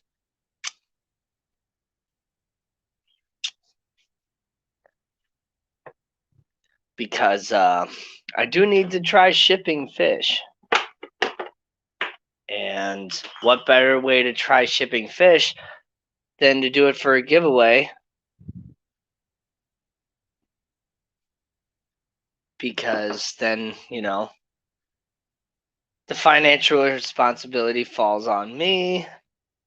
And I don't feel like, I have to necessarily insure the fish and stuff. And then again, also, I'm kind of having an issue getting rid of some of those guys. So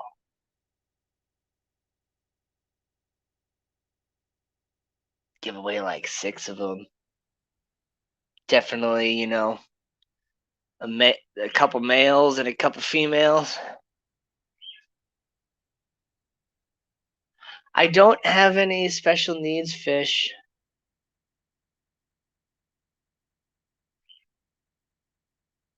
I tend to get the special needs fish.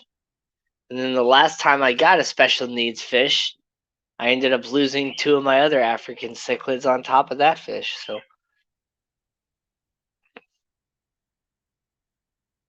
100 cold guppies. I mean, hey man, it works.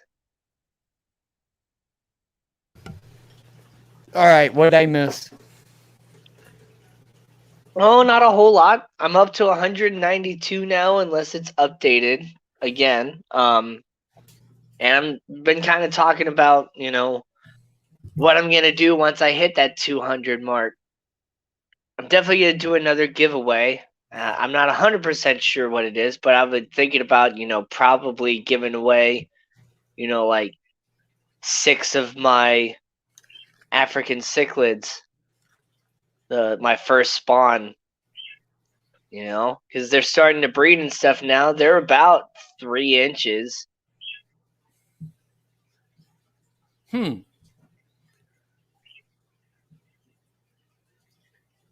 I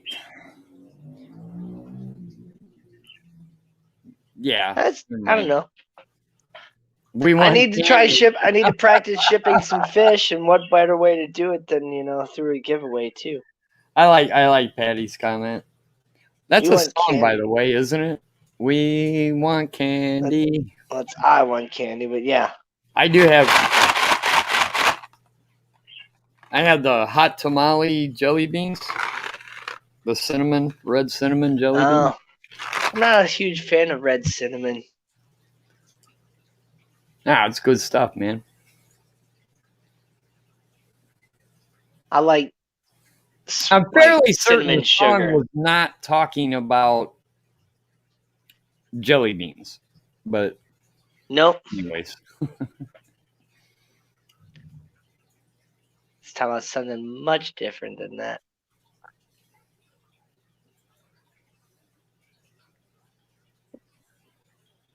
Everybody loves candy. Deborah says if she wins, she's probably going to wind up sending you some platies and or cribs.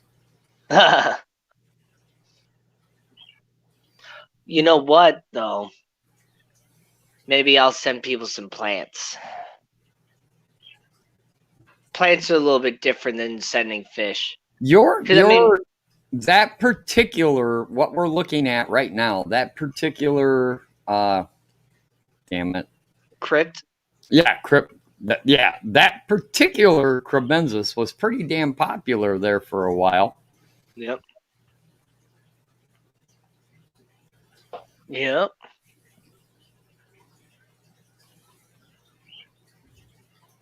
I know people like plants. And I mean, in general, plants are just a little bit easier too, because it's like, I don't giving know. away Not 6 true for African me. cichlids is a little bit of a commitment. And if the person that wins doesn't actually want, 6 African cichlids, then it's a matter of, oh, give them to this person. Oh, I don't want them. We'll give them to this person. Oh, I don't want them either. I don't have a spot for African cichlids right now. I'm breeding guppies. Like, yeah. Yeah, believe it or not, that's actually what I've been thinking about today because I do want to give away. When I hit 1,000, I do want to have a giveaway, and I want it to be something really, really cool. But on the other hand, it's also like you're saying, not everybody is equipped to have, a certain gift. So Yeah. I'm gonna wait till later, and because I'm doing it on a point system, so I can kind of tell once I'm getting close on. I'll see who's in the lead, and I'll figure it out from there. That's why I Yeah. haven't said what the actual giveaway is going to be. I want it to be cool to the person that I'm giving it to. All right. So Nathan Fishboy has joined the stream here. How you doing, Nathan? I'm doing alright. I just got to be careful because my birds are chirping copyrighted tunes at the minute. That's okay. There's no way in the world you should get a copyright strike because your parrot is whistling Andy Griffith. Anything's possible these days, isn't it? Is that what he's whistling to? Is Andy Griffith? No, he's whistling bit of Simpsons. Oh, nice. Nice. There you go. That's a nice looking tank. Unfortunately, the built-on filter decided to break last night while I was refilling it up. Oh no. And that's why just the silicon. What kind of rock is that? I like that rock. So that's a Firestone Pisces rock. I like So Firestone with a red stone and a white quartz. Nice. I've got another one sitting down here in the tub. Oh, wow. I definitely like that. That is awesome. Oh, yeah. I got to get some of that. So yeah, that's just Firestone by Pisces brand. With that green stone I've been getting, the two of those that contrasting together would look fantastic.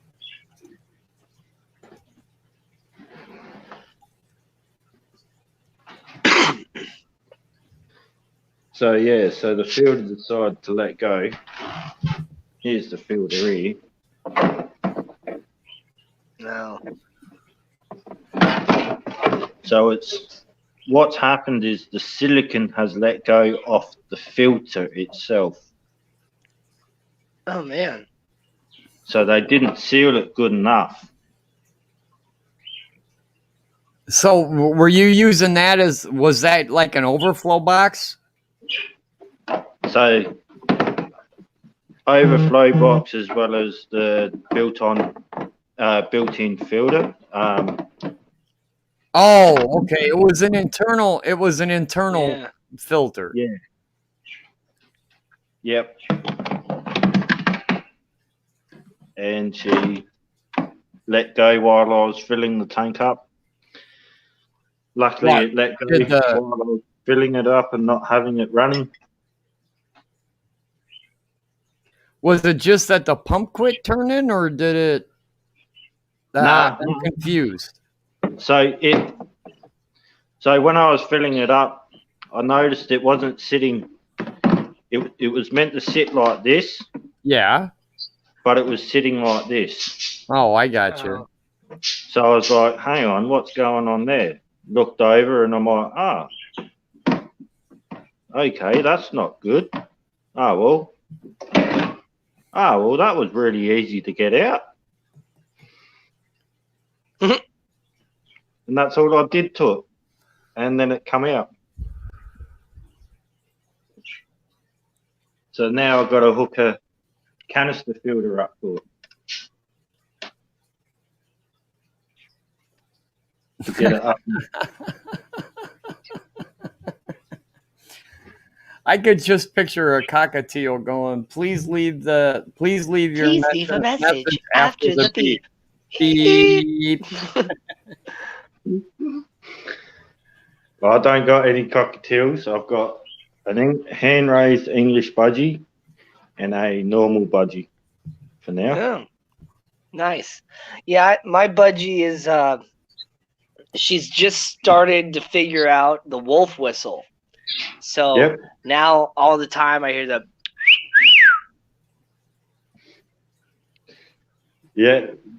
good. That's my hand-raised English budgie. He learned how to whistle within probably 3 weeks, and I got him at about 8 to 12 weeks old. He's just over. He's probably about 18 months old now. Nice. And he's starting to fill out, but he's the green and gold. Oh. So like the standard like wild type budgie. Yeah. Yeah. Very nice. And mine's mostly white with a little bit of blue and the speckling. I just have the one right now. I'm thinking about possibly getting another one. She gets a little testy sometimes. Yeah, I see what you mean.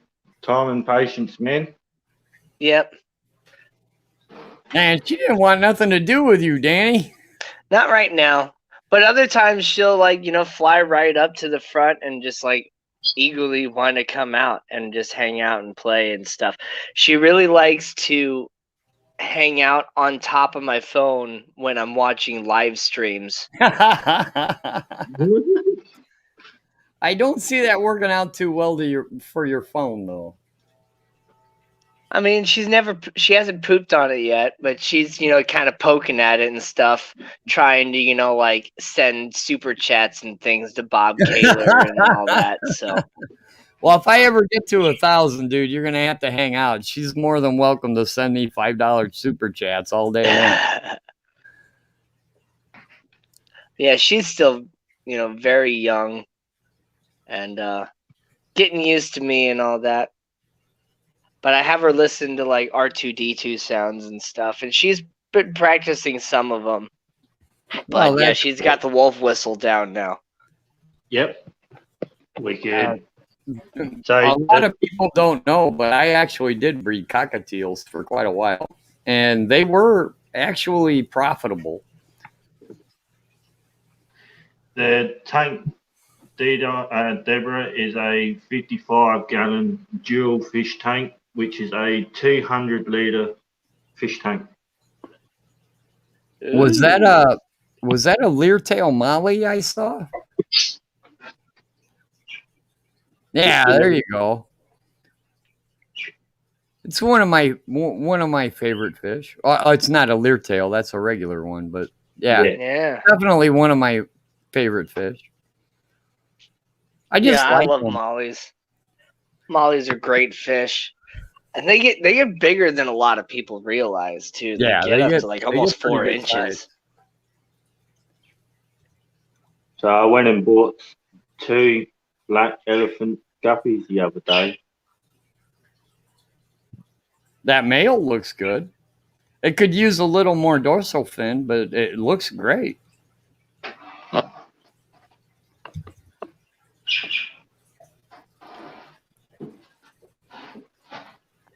got some guppies Oh, you got and them. some mollies. Okay. Have you had any muppies in there at all? Nah, not yet. That happens really rare.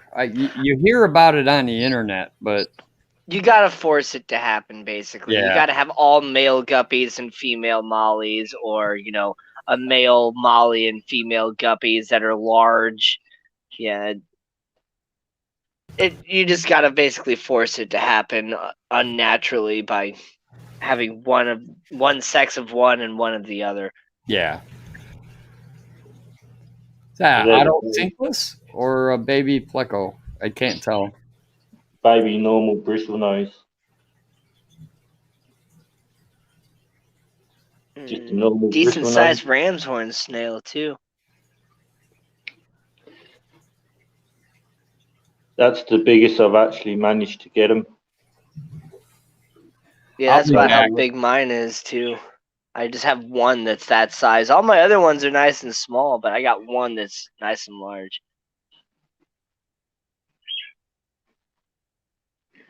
So here's my shrimp tub. 100-litre tub. It's all filled full of shrimp.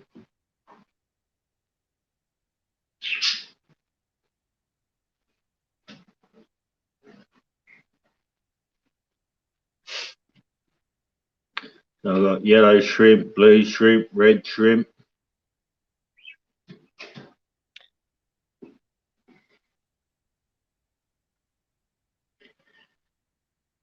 I don't remember what type of live bears he has at the Goliad Farms.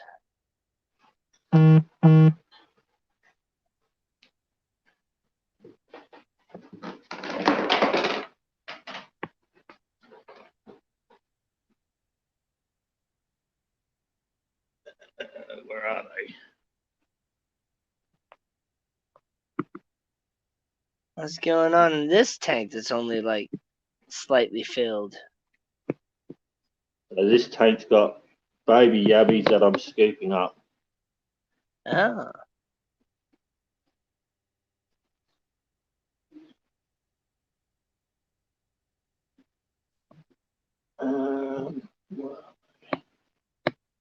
There's one on the corner there.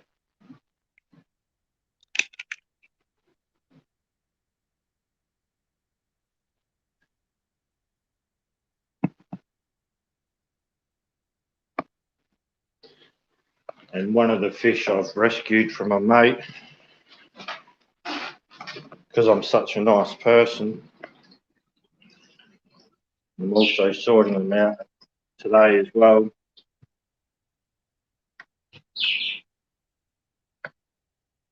Oh. Some Jack Dempsey's crossbreeds. Oh. Crossbred with what? 3 different breeds. Huh. Flymouth Cichlids, Texas Cichlids, and a blood parrot. Huh. Basically, somebody's trying to create what are those fish? I think they were trying to create a flower. The ones with the big old bulb head. Yeah, flower The horn. super great flower horns. Yeah, trying to create flower horns probably.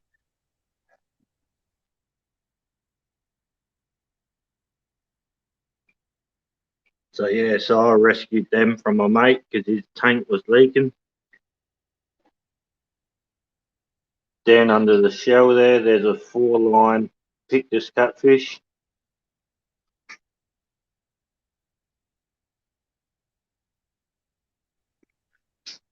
I like the 4-line pictus.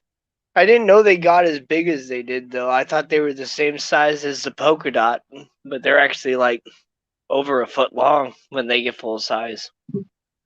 Yeah, four lines get up to about 10 inches. The spotted pictus catfish I've known they get up to about 6 inch. Yeah. I don't know if I've seen a Pictus even 6 inches. Usually Yeah. like 4 or 5 at the most. Really depends on the type of the tank that they're in and how healthy they are. And I do love them. I should move the. I'd have to move the camera, but I have a 40 breeder that's got catfish in it. I got the Asian bumblebee. I've got Synodonus pictus, or not pictus, Synodonus petricola, and then I also have the spotted pictus, which is Pimlautus pictus, I think is their scientific name. And I love them to death. The pictus are actually one of my favorite, the spotted pictus. But I have had the 4 lines. The 4 lines get big. And the unfortunate thing is a lot of times the 4 line come mixed in with the pictus, so they're bought in accidentally. Yeah. Where people are like, holy crap, this doggone thing's 9 inches now and it's eating all my tetras, and it's like, well, yeah. Yeah. That's what 4 lines do. Oh wow. That's a nice looking crawdaddy. It's kind of a lighter color blue than I normally see. so this is a common blue. Crayfish. Yeah. Well, these are native to me. So their scientific name is actually Chiriax distractor. Oh. Which is actually a really cool scientific name, by the way. Yeah. So I can actually go hop in my car and go and catch these at the dam. If Godzilla had a scientific name, it would be that name.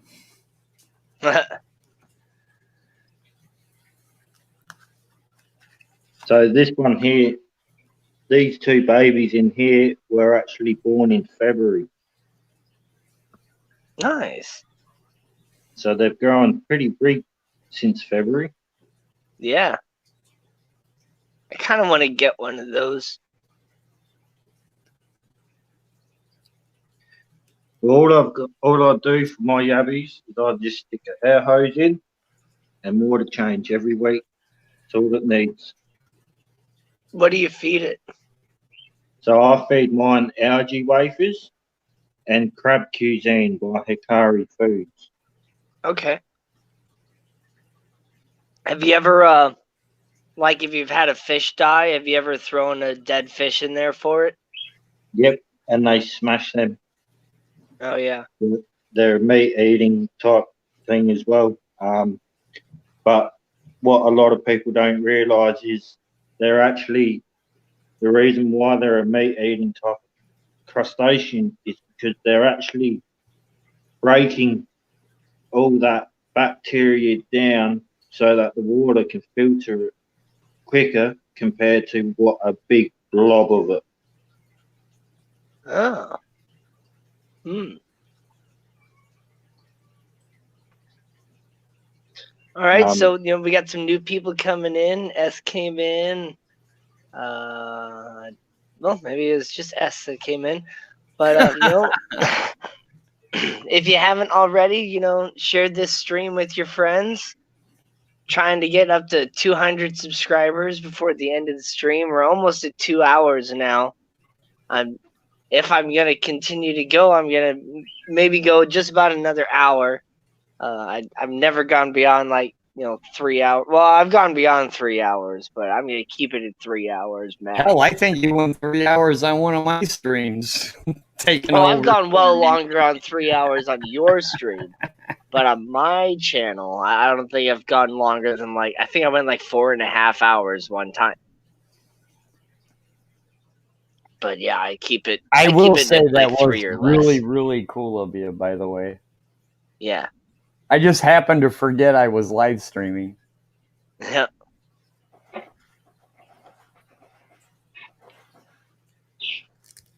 Go plus ultra, bro.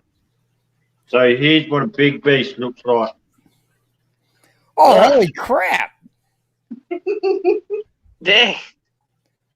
All of a sudden, you just have a friggin' lobster in your hand. 22.5 centimeters, this old girl.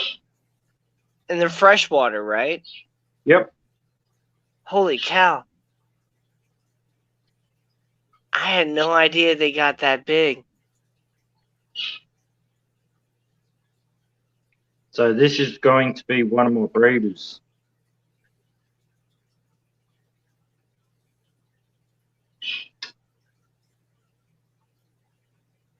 It needs to molt again to get that other claw back, huh? That thing is edible. I mean, Yeah. honest to God, at that size, that's edible for sure. Oh, yeah.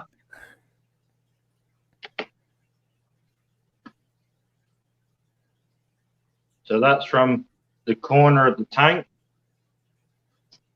That's a pretty big one. That's about half the tank, yeah. Yep. And that's how many centimeter tank?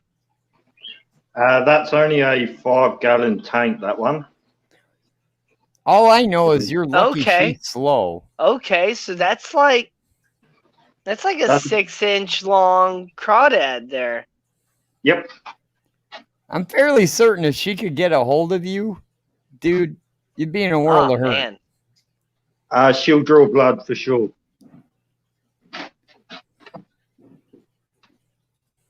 It's all on the legs on the side. There's all little pinches at the ends. Yep. They consistently try and pinch you as well for you to move so that she can claw you.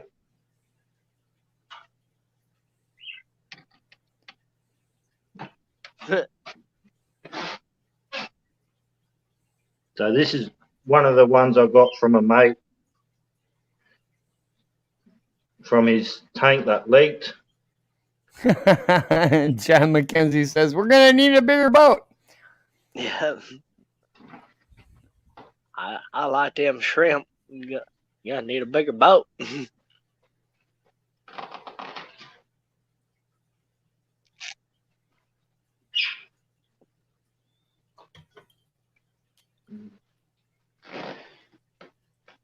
So that's one of the biggest yabbies I've got.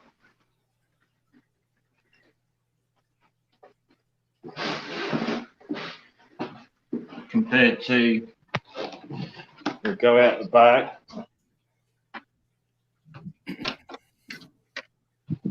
Because I've got yabbies outside as well.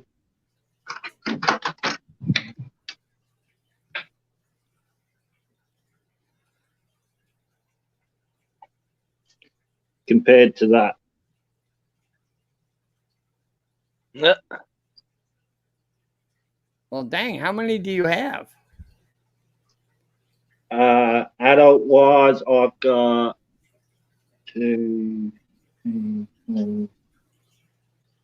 about 5 adults.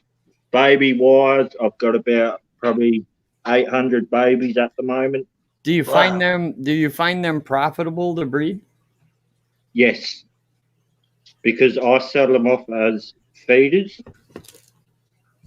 When they get to 3 to 4 centimeters long, they'll get sold off as feeders. If I have a bunch of people wanting adults, I'll grow them and I'll breed them so that they know that they're getting a pair that will breed. Oh, that's really cool. Nice. Good to know. Anyways, Danny, I'm going to jump off of here. I'm going to go out, fire up the grill, get Mama outside, and get ready to watch some fireworks. That sounds like an awesome time, man. Have a great 4th of July. Thanks man, for I do truly hope you make it to 200 tonight. I do. But if you don't take it to heart, man. It's summertime, man. All of us are... You know, you're not going to get a whole lot of subs in the summertime having a tropical fish channel. Yeah. So don't get brokenhearted if you don't make it, but I hope you do.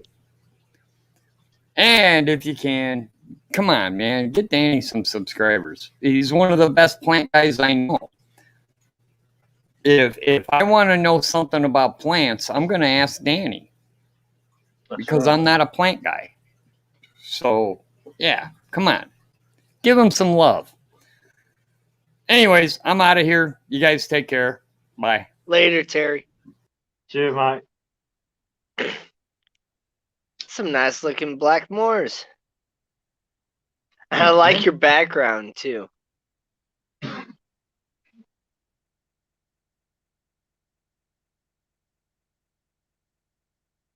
So it's a 4-foot tank with some extra large black moor.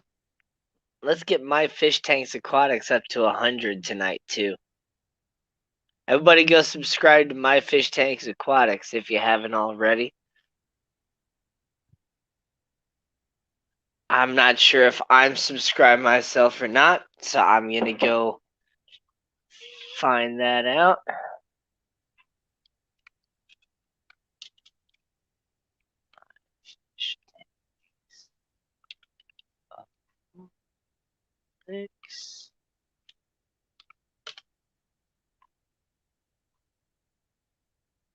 I'm not. Now I am. Alright, so you should be at 92 now. There you go.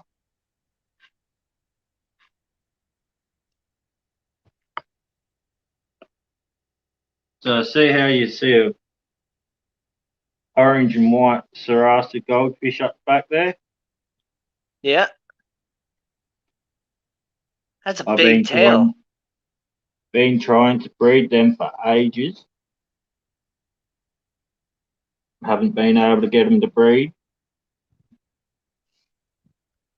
And last year, I was scooping duckweed out of my kidney pond to find some swimmers.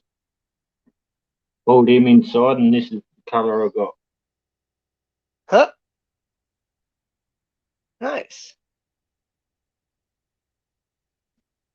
This is a nice looking Sarasa. Oh, wow. I like that pattern.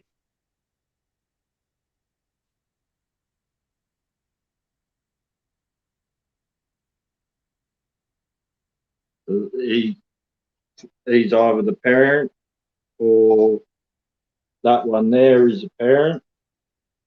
Nice. There's some that one there. cool looking goldfish. Wow. Now, That guy with the little mustache. Wow. I've not His seen tail. anyone with that one. Man, his tail is awesome. I know, Patty. Like, I've never seen Nathan's stuff before. This has been awesome to see all your stuff, Nathan. Like, thanks for popping up on here and showing us what you got going on. I'll swap over to mobile data and I'll show you the kidney pond. Sweet.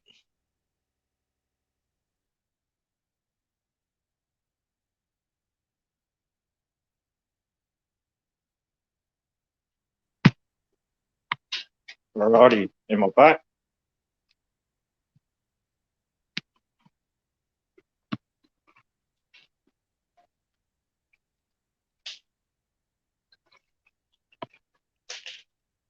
All right. So this is my kidney pond. The elephant ears come from a subscriber, and they've just taken right off. Yeah, they're awesome. And I didn't know that elephant ears could grow right out of the water, so that's, good to know. My dad has, an excess of elephant ear bulbs that he's been growing for a while, and he's kind of offered them to me, and I'm just like, I don't really care for elephant ears or whatever, because I didn't want to put them out in my front yard and have to go through the whole work of digging up the bulbs and stuff, because they don't survive over winter here. But if I put Yeah. it outside, like, that'd be a little bit different, and put it out in the pond. So when I first got these, I only had just the main stem. So just like that. That's how I had them. That's how I had when I first got them, and they're just throwing runners off everywhere. Oh, nice. Runners. That's a runner in the pot. That's a runner out the pot. Getting ready to be put into a pot plant soon. And what kind of substrate do you use in the pot to hold everything in? Is it like an aquaponic substrate? Is it just like a gravel? Just gravel. Oh, nice. Cool. Just gravel. And then I've got security screen grills, like what's on your screen doors. And I've just pushed that across for the aerator. Because in summer, I thought, well, I'll stick an aerator in there so that the water lily, because there's a water lily right there, I didn't want the water lily to take all the oxygen out the water. Oh, yeah.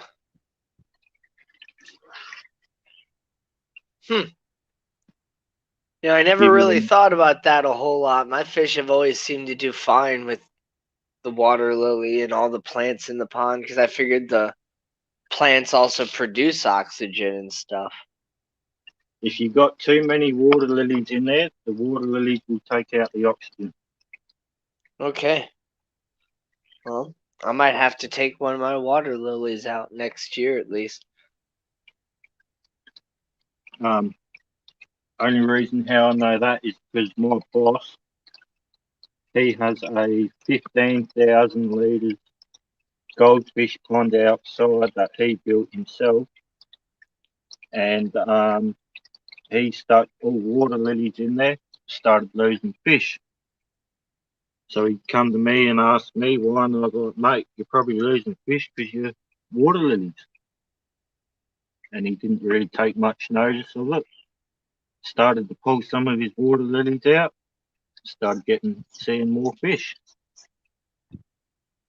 Huh. Well, that's interesting. Never would have thought that. But I mean, I understand the, like, kind of stopping the surface agitation and stuff like that. Like, it can slow down the oxygen exchange, but I never really thought about them like really causing that much of an issue unless it was just completely stagnating everything. Yeah. Yeah, I might have to cut down some of these leaves and stuff on my water lilies at least. And then that plant there is the Valserina. Oh, wow, nice. That So looks crazy.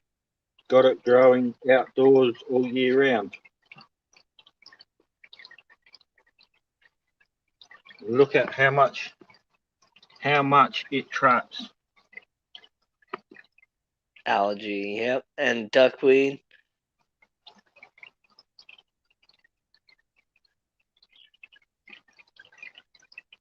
It just traps everything, and it's so good. Yeah, but you know what, though? You might have, like, some goldfish eggs or whatever in there. If you just, like, pulled out that algae and just threw it into another tank, you might just have a whole bunch of random babies pop out. Oh, I do. I do all the time. That's how I got the baby Sarasa, because I was pulling the duckweed out, and there was all algae all built up around that. And I stuck that into a bathtub, let that go for about 3 weeks, and come back, and then I found the goldfish. I was like, oh, sweet. Nice. Yep. And all these goldfish I've actually bought when they were all small. Yeah, I bought my goldfish about 2 years ago, and they were teeny tiny, and now they're like 9 inches long. Yep. I bought them as like feeder goldfish that were like 18 cents a piece. Well, actually, no. At the time, they were 12 cents a piece. You know, inflation over the last 2 years. But This is the other thing I've been working on. A lot of people have been wanting me to get one up and going. oh, nice. A little aquaponics system with a is that a bell siphon type? Yes. Yep. There you go. Yeah, bell siphons are cool. Yeah, with I a want to bell set up like siphon. a stream style setup, you know, versus like a bell siphon where it's like basically you just have like a pipe system and the water's just constantly running underneath the roots and all that. Yep. So I've got to pull this apart today. I've got to flip my main piece pipe over because I'm not getting suction between the bell siphon and the rubber down there. Yeah. So there's actually at the moment there's a constant flow going through. It's not filling up, draining, and repeating that process. Right. So It's a little tough to get it going. And that's why I'm not a huge fan of the bell siphon setup because of that. It works when you do finally get it going, but it's not easy to get it set up. yeah, that's right. It takes a little bit of mucking around to get set it up properly.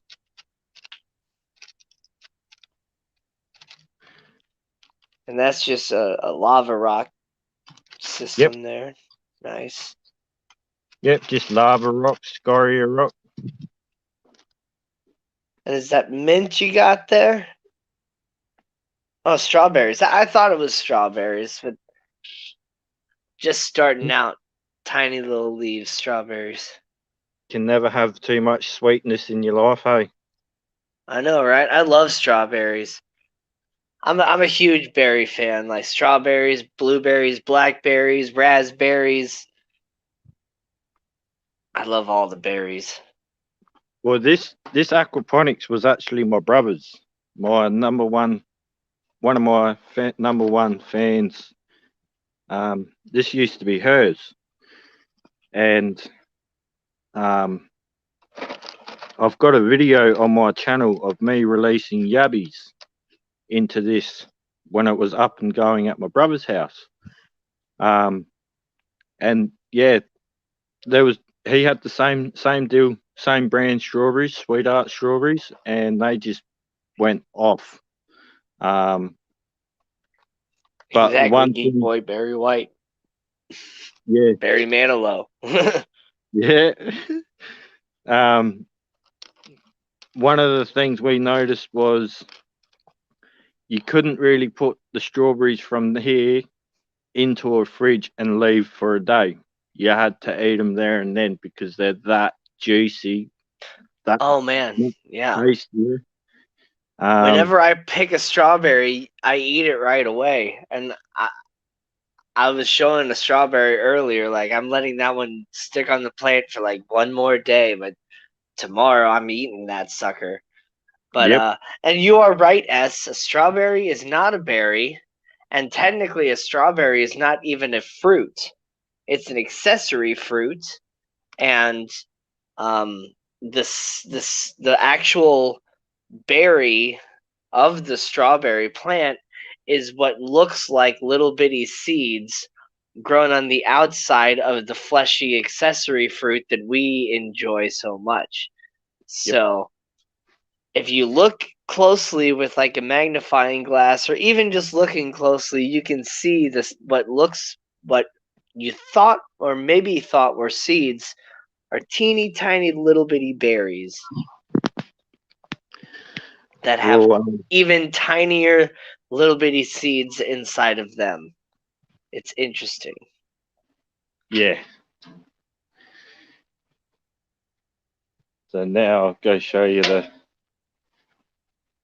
one thing I've well known about is silver dollars.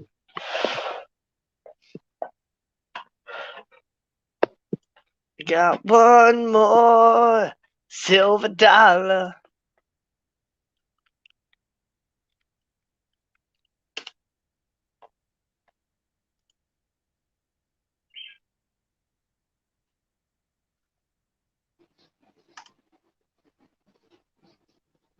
So there's spotted and red hooks. Those right there are the little bitty berries of the strawberry.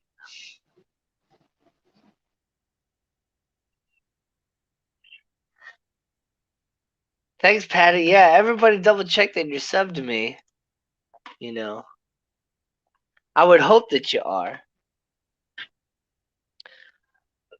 I'm trying to find the Japanese white strawberry because when its little berries, when they grow, they're actually red, which is cool, and the fleshy part is white.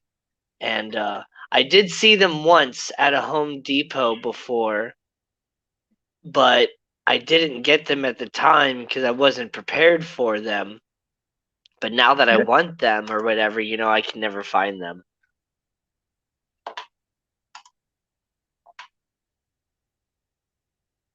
So some of these silver dollars I've paid a lot of money for. Ooh. My bigger ones, so like my big one right there. What?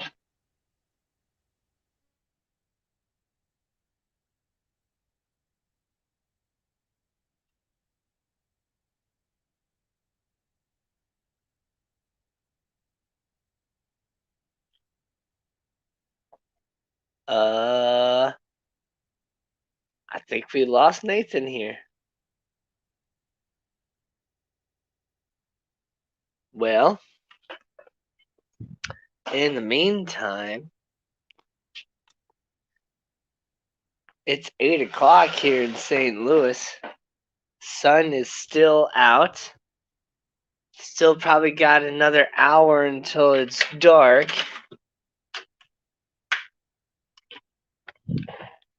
But people are already starting to shoot off their fireworks and stuff.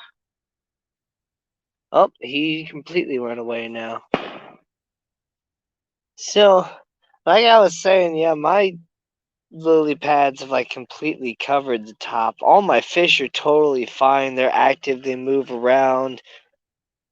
It's funny though, the black moor that's in there, I can only see it when I feed. And even then I can't really like actually see it for the most part. I just see the rippling of the surface of the water, but I don't see a goldfish.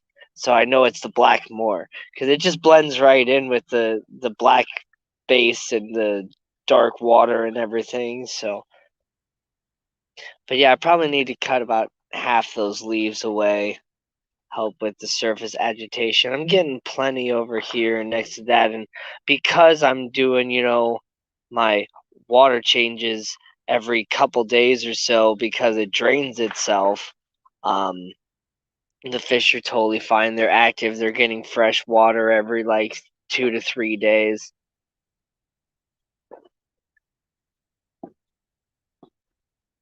Let's see. You can get a little bit of a better look at it. Now that the sun's kind of gone down a little bit lower. You can see the crypts in there. And tripping on myself here a little bit. Yeah, that terrestrial moss growing up that I put stuffed into the crack of this wood here. It's gonna look really, really cool when it like really grows in and stuff. And I hope that lily that's like straight down here, I hope it kind of pops up too. That would be really cool.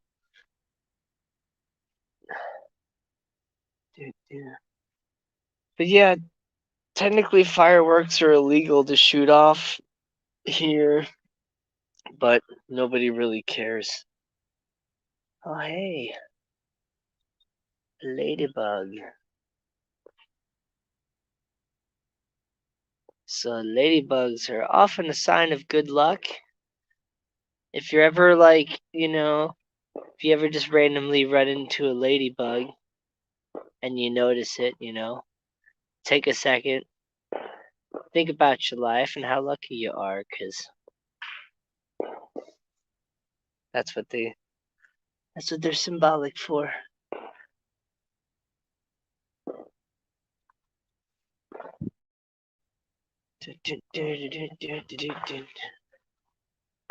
Oh, that's okay, Nathan. I really appreciate you coming up. If you wanted to, pop back, you could. But yeah, this strawberry still just a little wide over here, so just gonna leave it for another day.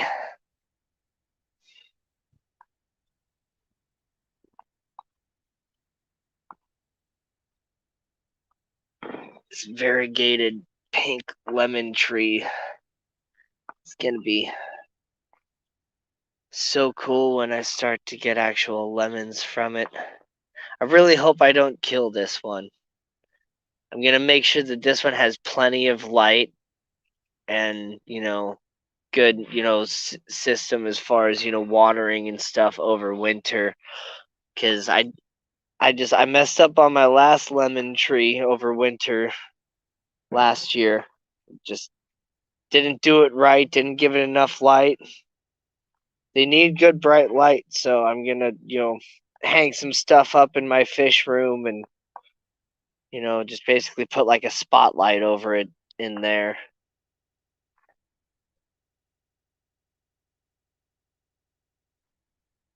Oh, Patty, if you talk about the sounds that you're hearing from me, like you're saying this year, like this is not much at all. Like, gosh, I can already hear an ambulance, first one already at 8:05. Hey, that's not bad.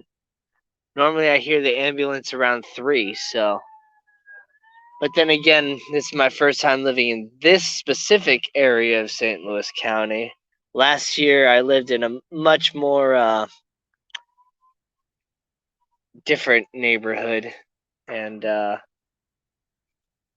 yeah, we play the game called gunshot or firework, every year. But gosh, a couple years ago when I was at my rental home, like they just continued to shoot fireworks and stuff like all the way until like August and September. And the area that I moved into, oh, look at these Japanese beetles eating up the leaves here. These guys are a destruction on your garden. Now, luckily, they're not actually eating my blackberries. They're eating this like fake, like wild, it's not actually a grape, but it looks like a grape. And it even grows little berries that are similar to a grape, but they're not grapes. Let me see if I can find them. I saw them earlier. Here they are. Yeah, so they grow something that's kind of similar to grapes, but they're not actually grapes. I'm not sure if they're poisonous or not, but I don't think they taste good mainly. I have to look them up again. But if you look at, the leaf here on my grapevine, And the leaf here on the not a grapevine, they do look like grapes. But don't be eating those wild grapes because they're not good. But yeah, and then the area I live with, the rental house too, like, it's supposed to be a quiet neighborhood. There's signs posted everywhere about no loud music, no fireworks, and all that stuff. But they just do it like crazy. There be people rolling down the street, blasting their music and stuff. Man, that's a good looking blackberry. Man, it tastes even better than it looks.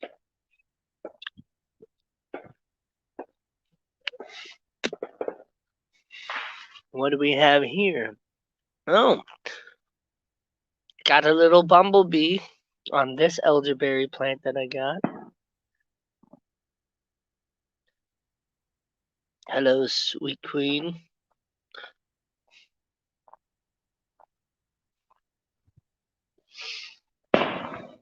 Boom. That was a good one. Tiger lilies.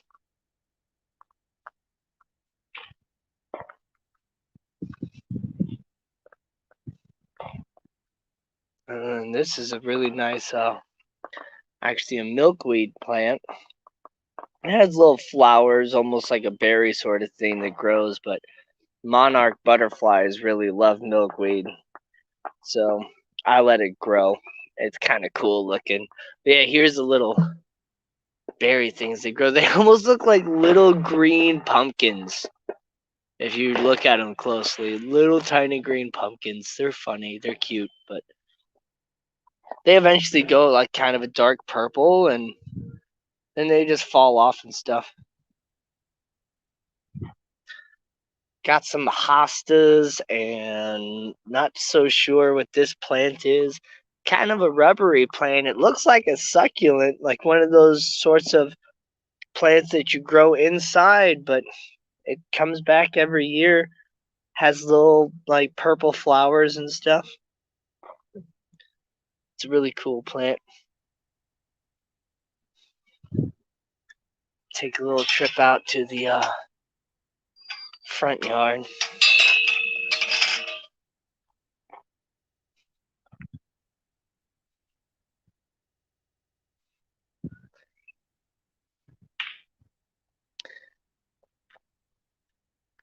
My little hosta in the front yard is blooming.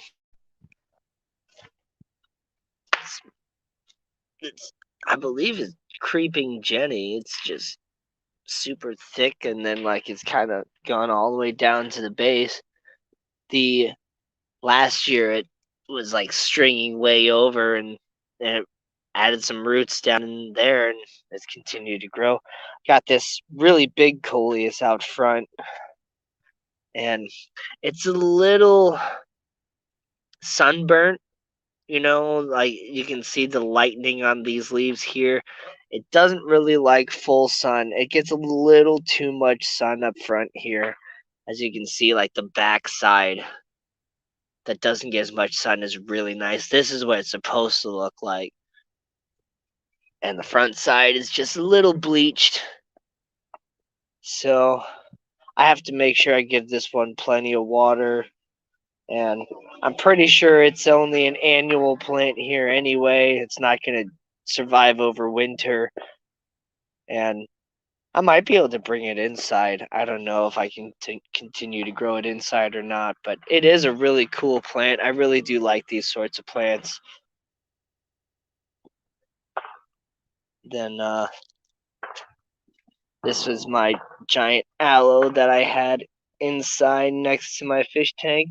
It's doing very well outside, but it did get a little bit of a sunburn here over the transition. It'll be okay though. Baby Bob Thornton is nice and tall.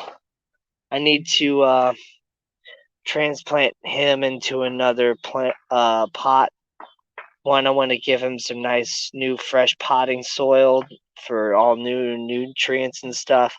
But I want to put him in like a thicker, like more like ceramic or terracotta type pot, so it's not so top heavy. Because as he's continued to get taller, he's gotten top heavy and he's fallen over a couple times. I have him like leaning up against the rest of these succulents here, and I don't want to put them in too big of a pot because cacti and succulents, they actually like to get a little bit root bound, you know, and so you don't want to put them in too big of a pot. It can mess up the watering stuff and all that because they don't want too much water, and if the soil holds too much water and is too soupy or soggy or whatever, you're just gonna get a root rot on your succulents, so you don't want to do that. And yes, this is a pretty massive aloe. I've had it for 3 years now. It's awesome. And it's huge, and when I take it out and I actually like sun stress it, it'll all turn like this, like almost this color, kind of like a dark kind of gray with a little bit of a red, and it almost looks evil. Will start to curl in like this here. It's my evil aloe.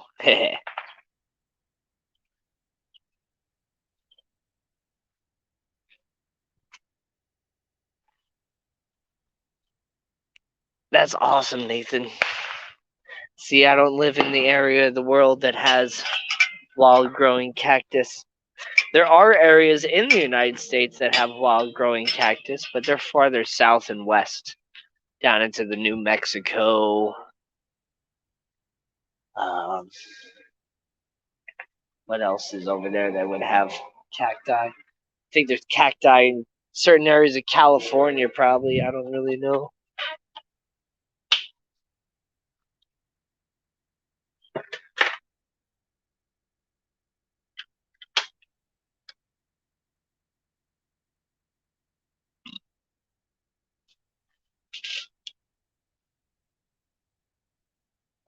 Let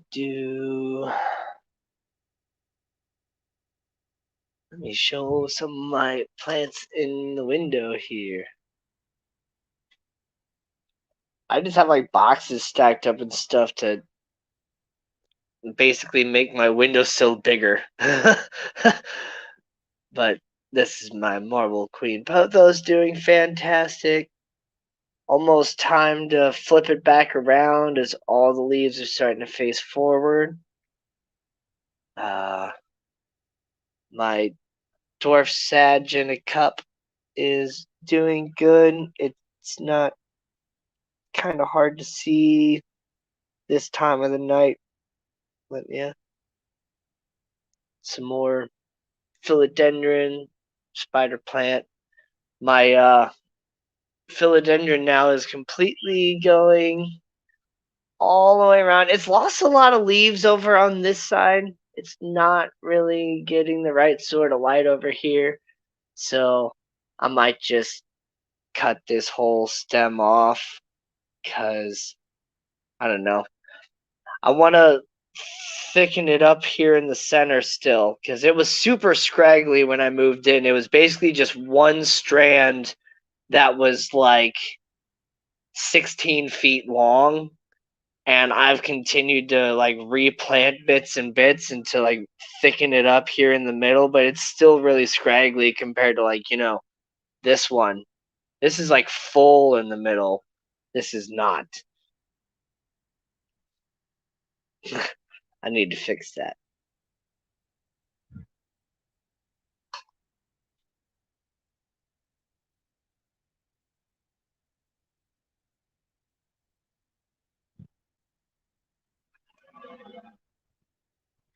Lots and lots of fireworks in St. Louis on 4th of July and around 4th of July all year round. Some people just don't care. And then, yeah, it's like gunshot or firework. You can normally tell by there's a little bit different sound, of course. I mean, I'm sure most of you know the difference of the sound of a firework or a gunshot, but a lot of you might not. And you can't really describe it, but Gunshots have a little bit more of a pop. Fireworks have a little bit more of a boom. Unless it's like a shotgun. But yeah, I'm a little sad to, eventually see this tank go. But yeah, it's no longer my beta sorority. I only have the one beta left. And I want to get a Bisher. Yes, I'm in St. Louis, my fish tanks. The outskirts of St. Louis. I'm in the county. Why tear it down, though? I know, it's just because every time I look at it, I see my beta sorority.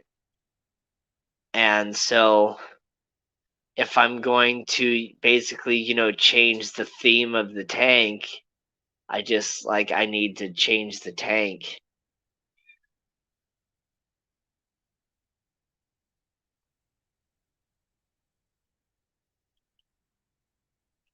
I don't necessarily have to, but it's just yeah, I don't want to keep looking at the tank and just be like, so in my beta sorority, I mean, not my beta sorority, what used to be in my beta sorority is now, this,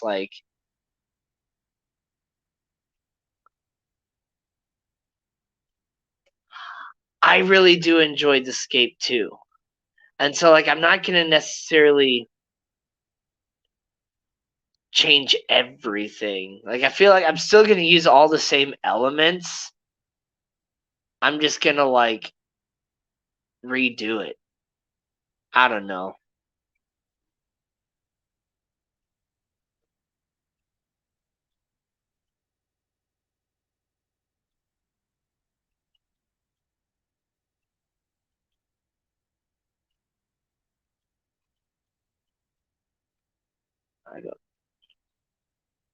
I really do like this scape, but you can barely see it exactly how I planned it so much anymore. You can still kind of see it. But yeah, it's supposed to have this old tree with this jungle on the sides and have this path coming through the middle here that just kind of leads through and just spreads out. And you can still sort of see it. I could just, really clean up the tank or whatever. But I've been having this black beard algae issue and stuff too. And it's kind of going away now. I've been doing some bigger water changes and stuff. But I kind of want to just take that driftwood out and I want to pull the pieces of what bulbitis fern. I want to pull the pieces of bulbitis fern off, kind of clean those up, pull all the black beard algae off of that, and then maybe pull the whole driftwood piece out and just let it dry up so all the black beard algae dies, and just mix all the substrate up together, do it, keep the same rocks in there, add some more rocks, add a whole fresh new piece of driftwood in there, and I don't know, just kind of change it up. And though I do really love having all the stuff growing out of the top, I feel like it's just been a little bit more of a hassle than it needs to be because I can't have a lid. And though I never had any of my other fish jump out, I had the one betta jump out. And if I end up putting a Bisher in here, I know that they can sometimes, end up being, jumpy and stuff too. And so I really love having, the full element of, this. I was originally trying to get a little bit more of a paludarium setup than I really ended up with. I didn't bring up the back as high as I wanted to in certain things. There's certain things that I just didn't quite execute as well as I wanted to with this tank, though I put in so much work on this tank. So I want to do another big project on this tank again, because I love the 40 breeder. I love having this sort of footprint, the 3 foot by 18 inches by, I think it's 18 inches tall as well. Like, I love the footprint of this. I need to add more substrate, bring the back up even taller, make it more of that 3D look. There's a whole lot of stuff I want to do on this tank. It is a pretty deep substrate. If you look here on the side, like, it's got, probably like 4 inches in the back there. But if I added some more rock elements, I could bring it up even higher. Add some more substrate in there. Just mix all the white sand up with all the Eco Complete and everything, and just mix it all together so it looks like one substrate. And then instead of using white sand, use like more of a natural sand and make like a path and stuff like that too. Like, man, like, I just want to do a whole another aquascape project on here. And the fact that, I have the videos on this tank, I have the live streams. It's not like this tank is, ever really going away unless, YouTube destroys my channel.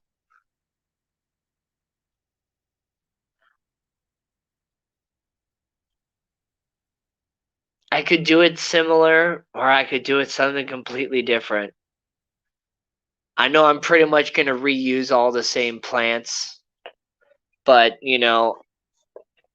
pretty much the Rotala green has like taken over. There's like no water wisteria in there anymore. There's no red Ludwigia. There's no yellow Nisea. There's like a lot of the jungle elements are gone. It's just completely mixed up all together. And I love it. Like, don't get me wrong, I love it, but it's kind of time for it to come to its end. The Beta sorority was fun. It was a lot of fun.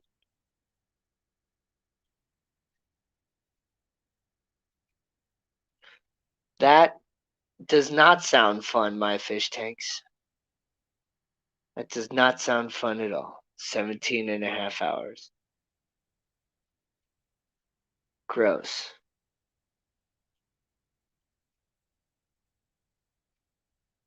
Oh, man. So, let me turn that light off. The frog bed on top is circling around. So this tank has that really nice shimmery effect right now. It just looks so cool.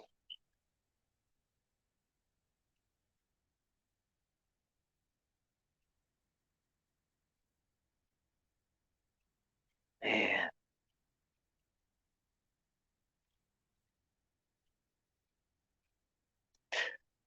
Man, there's a lot of stuff I practiced on this tank, and now, like, even in this tank, I've done it better.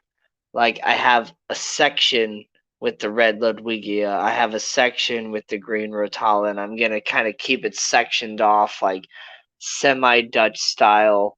Like, not just because when you just mix it all up together, like, you can't see the different elements as much. And the Java Fern just in this one, I kind of have it starting to come all the way around the rock now. It just looks really cool. I added another rock when I added those plants there, just to kind of bring a little bit more elements in. Like, I didn't originally plan on aquascaping this tank at all. I've just kind of been adding little elements here and there, and as it just continues to come together, it just looks better and better every time. And there wasn't supposed to be an aquascape with this tank at all. It was just supposed to be where I would throw my African cichlids for them to grow out. from being fry and into a little bit larger size to throw them into the 55-gallon.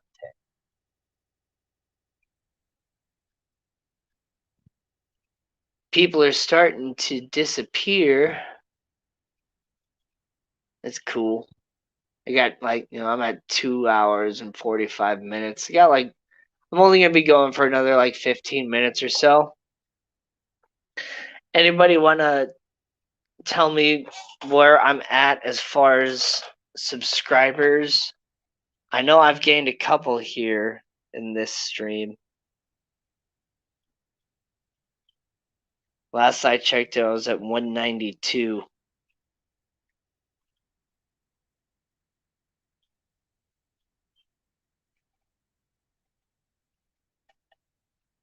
I really love this tank. And see, this tank even was kind of like almost a reimagining of my beta sorority, even with the kind of fallen tree here leaning up against the rocks holding back the eco complete that has. Well, the crypts are still short right now because they were choked out by floating plants. And Lisa! Hi, Lisa! I like this tank too. You see my King Betta? He's really beautiful. When the crypts grow up in the back, it's gonna really look awesome. It's a little bit of grass up front. The Nana Petite Anubias. There's a little bit of Bucephalandra in there too. Some Java Moss.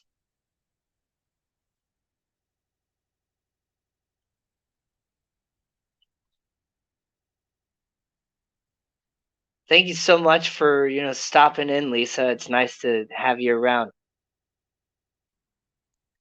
And I really appreciate your comment on my video. Thanks for checking it out. Not even gonna lie, I totally geeked out for a couple hours there. I'm geeking out a little bit right now.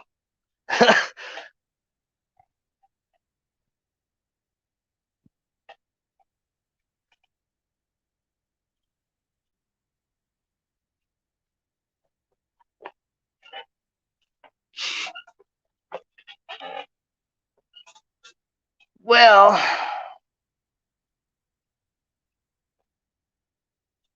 got 10 minutes left. 10, 15 minutes.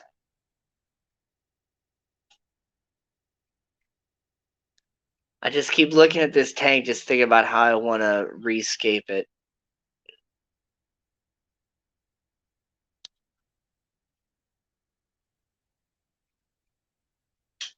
Oh, there goes the lights. Well, my fish room is starting to shut down. Got, all my tanks. They're not perfectly all timed together. They're all within a few minutes or so, though that one down there is on a ramp down. But that's it for the fish room. I believe a Bisher is my idea for the future. And it's interesting because I've been kind of wanting to get a saddled Bisher, the Endla Cherry, for a while now. And recently I've been seeing so many other people getting them, including, John and Lisa with KG Tropicals. And so it's just I almost feel like now I can't get one because everybody else has one. I kind of wanted. There goes that light. Well, bye-bye to that one. At 8:30, almost all my lights go out, except my African cichlid tank and my my tanks in my bedroom. These guys could probably use a little bit of food. So we can do late night little feeding here. How's it going, Patrick? Good to see you.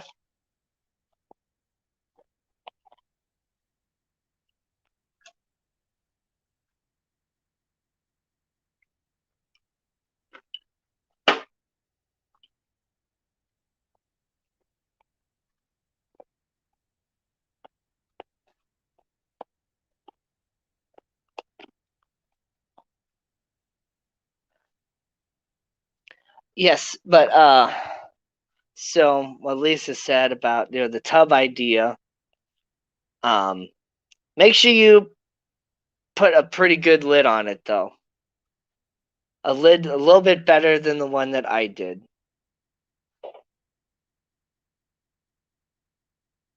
Because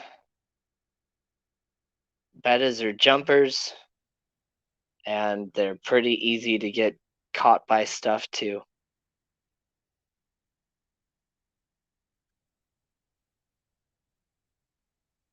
Patrick, always good to see you around.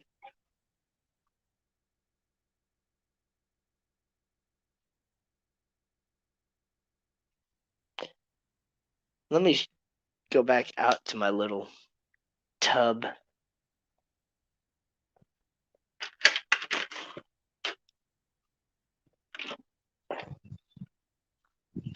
With all the fireworks.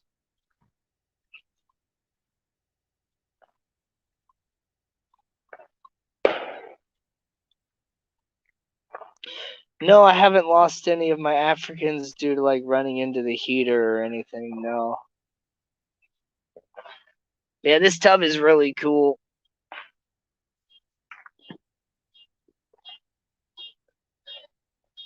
But the lid that I have for it, that it worked, except other than, where the wood is. I should have like readjusted the like chicken wire or something a little bit more if I wanted to keep this piece of wood in here. Because, yep, he either jumped ship or something reached in and grabbed him. Makes me so mad. So mad. Because he was such a nice betta fish, too. And he was a rescue. Poor guy overcame like a cancerous growth. I fought with him for like 3 months, with salts and different stuff to help with that cancerous growth, and got it like all away. And I thought I gave him a really, really good home. And I feel like I failed the poor guy.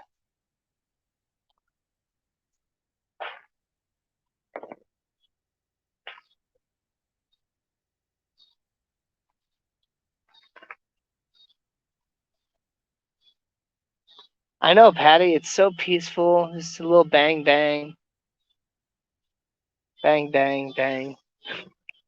Boom, bang.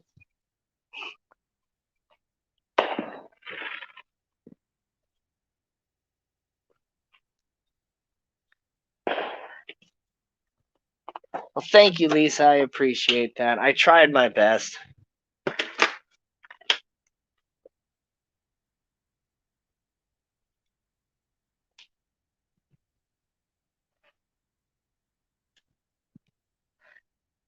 Well, if you guys haven't already, be sure to have share this stream with your friends. Share my channel with your friends. I've been trying to get myself up to 200 subscribers. I've gained at least 4 throughout this stream. I started at 188. Last I checked, I was at 192.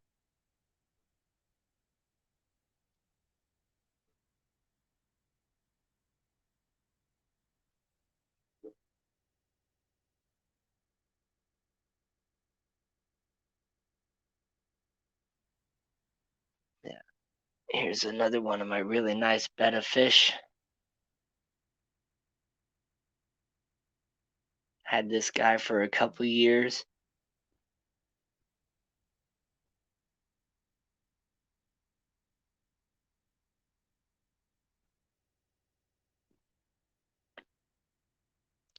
I want to rescape this tank too. Make something new for him. Add some more plants in different areas. I mainly just want to redo it because I don't really care for the gravel. It's the dwarf sag is not really spreading out. and it's not really the easiest to plant into. The Java Fern looks really cool with this little small mohawk it's done on this piece of wood, and that's exactly what I was hoping it would do. That is regular Java Fern. I believe the reason it's staying so short is because of how bright the light is on it and the algae and stuff. It's been staying short, but that is the same Java Fern that is, growing out the back there, and the same Java Fern that is growing all through here. All of my Java Fern that I have in every single one of my tanks started in this tank 2 years ago, a little over 2 years ago. And it all started out with a piece about that big. And this was my original beta sorority before I, moved them into the 40 breeder and changed the scape on this. And I really love this scape, with the wood and the Java Fern. That's a cardinal plant there, super slow growing. There's a little like red undulata crypts. There's some Rotala green in the back. I've planted some more crypts and stuff up here. They've kind of died off, but now it looks like they're kind of coming back. Don't know if they're gonna come back or not. Well, I appreciate that, Patty. I do appreciate that. I like my tanks too. There's some crypt parva on the side there. That stays really nice and short.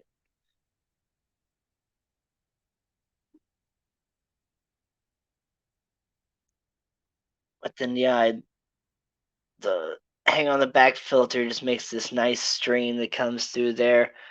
There's some duckweed on the tops. Every time I feed, there's like a whole snow globe effect of the duckweed like flowing through it and stuff. The threadfin rainbows and the pygmy cories, really like the scape and everything. But, Lisa and John did a video kind of recently about heaters, and I just thought about it again. I need to move this heater out of the corner because a lot of the times my fish kind of hide just right back in here because I think they're hanging out in the warm spot created by the heater in the corner. I need to move the heater closer into the middle here so it's actually in the water flow. Which tank is my favorite? Oh, that's a really good question. I think my favorite tank was the 5-gallon fluval spec that I have out in my kitchen. The one that I showed for like just a second when I came back inside before the lights turned off. That had like the really nice crypts and stuff. I have a little golden and white betta in there. That's probably one of my favorite tanks, but I love all my tanks for real, and they're all different. I try and make each one a little bit different, kind of set it up kind of based off of what the fish are going in, and kind of each have their different theme. It's like this one's supposed to be like, this was like a big log. Like this is basically supposed to be an old tree that fell over and has ever since like, mostly rotten away, become like one with the ground, and other plants in life have just grown out of the tree. And I think I, did a pretty good job of, bringing that to life. And this is a 20 long. Like a lot of people look at this tank and think it's a much bigger tank than it is. So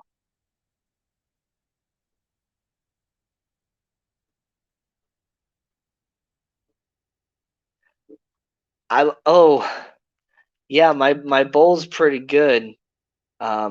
the lights are already off on it, so I can't really show that one.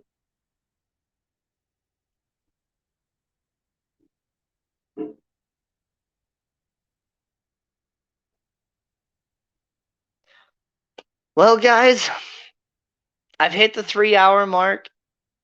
I appreciate everybody for coming in and hanging out with me, especially those of you that have been around, pretty much the entire 3 hours. I didn't hit my 200 subscriber mark that I was hoping for. That's okay. I'm really close. I think I'm still at 192. Tell your friends. I don't put out a whole lot of videos, but the videos I put out, I try and make them something that you haven't necessarily seen before. So I appreciate you all very much, and have a happy 4th of July. I'm gonna try and go see some fireworks myself and get myself something to eat. So everybody have a fantastic day, night, wherever you are. I'll see you next time. Bye-bye.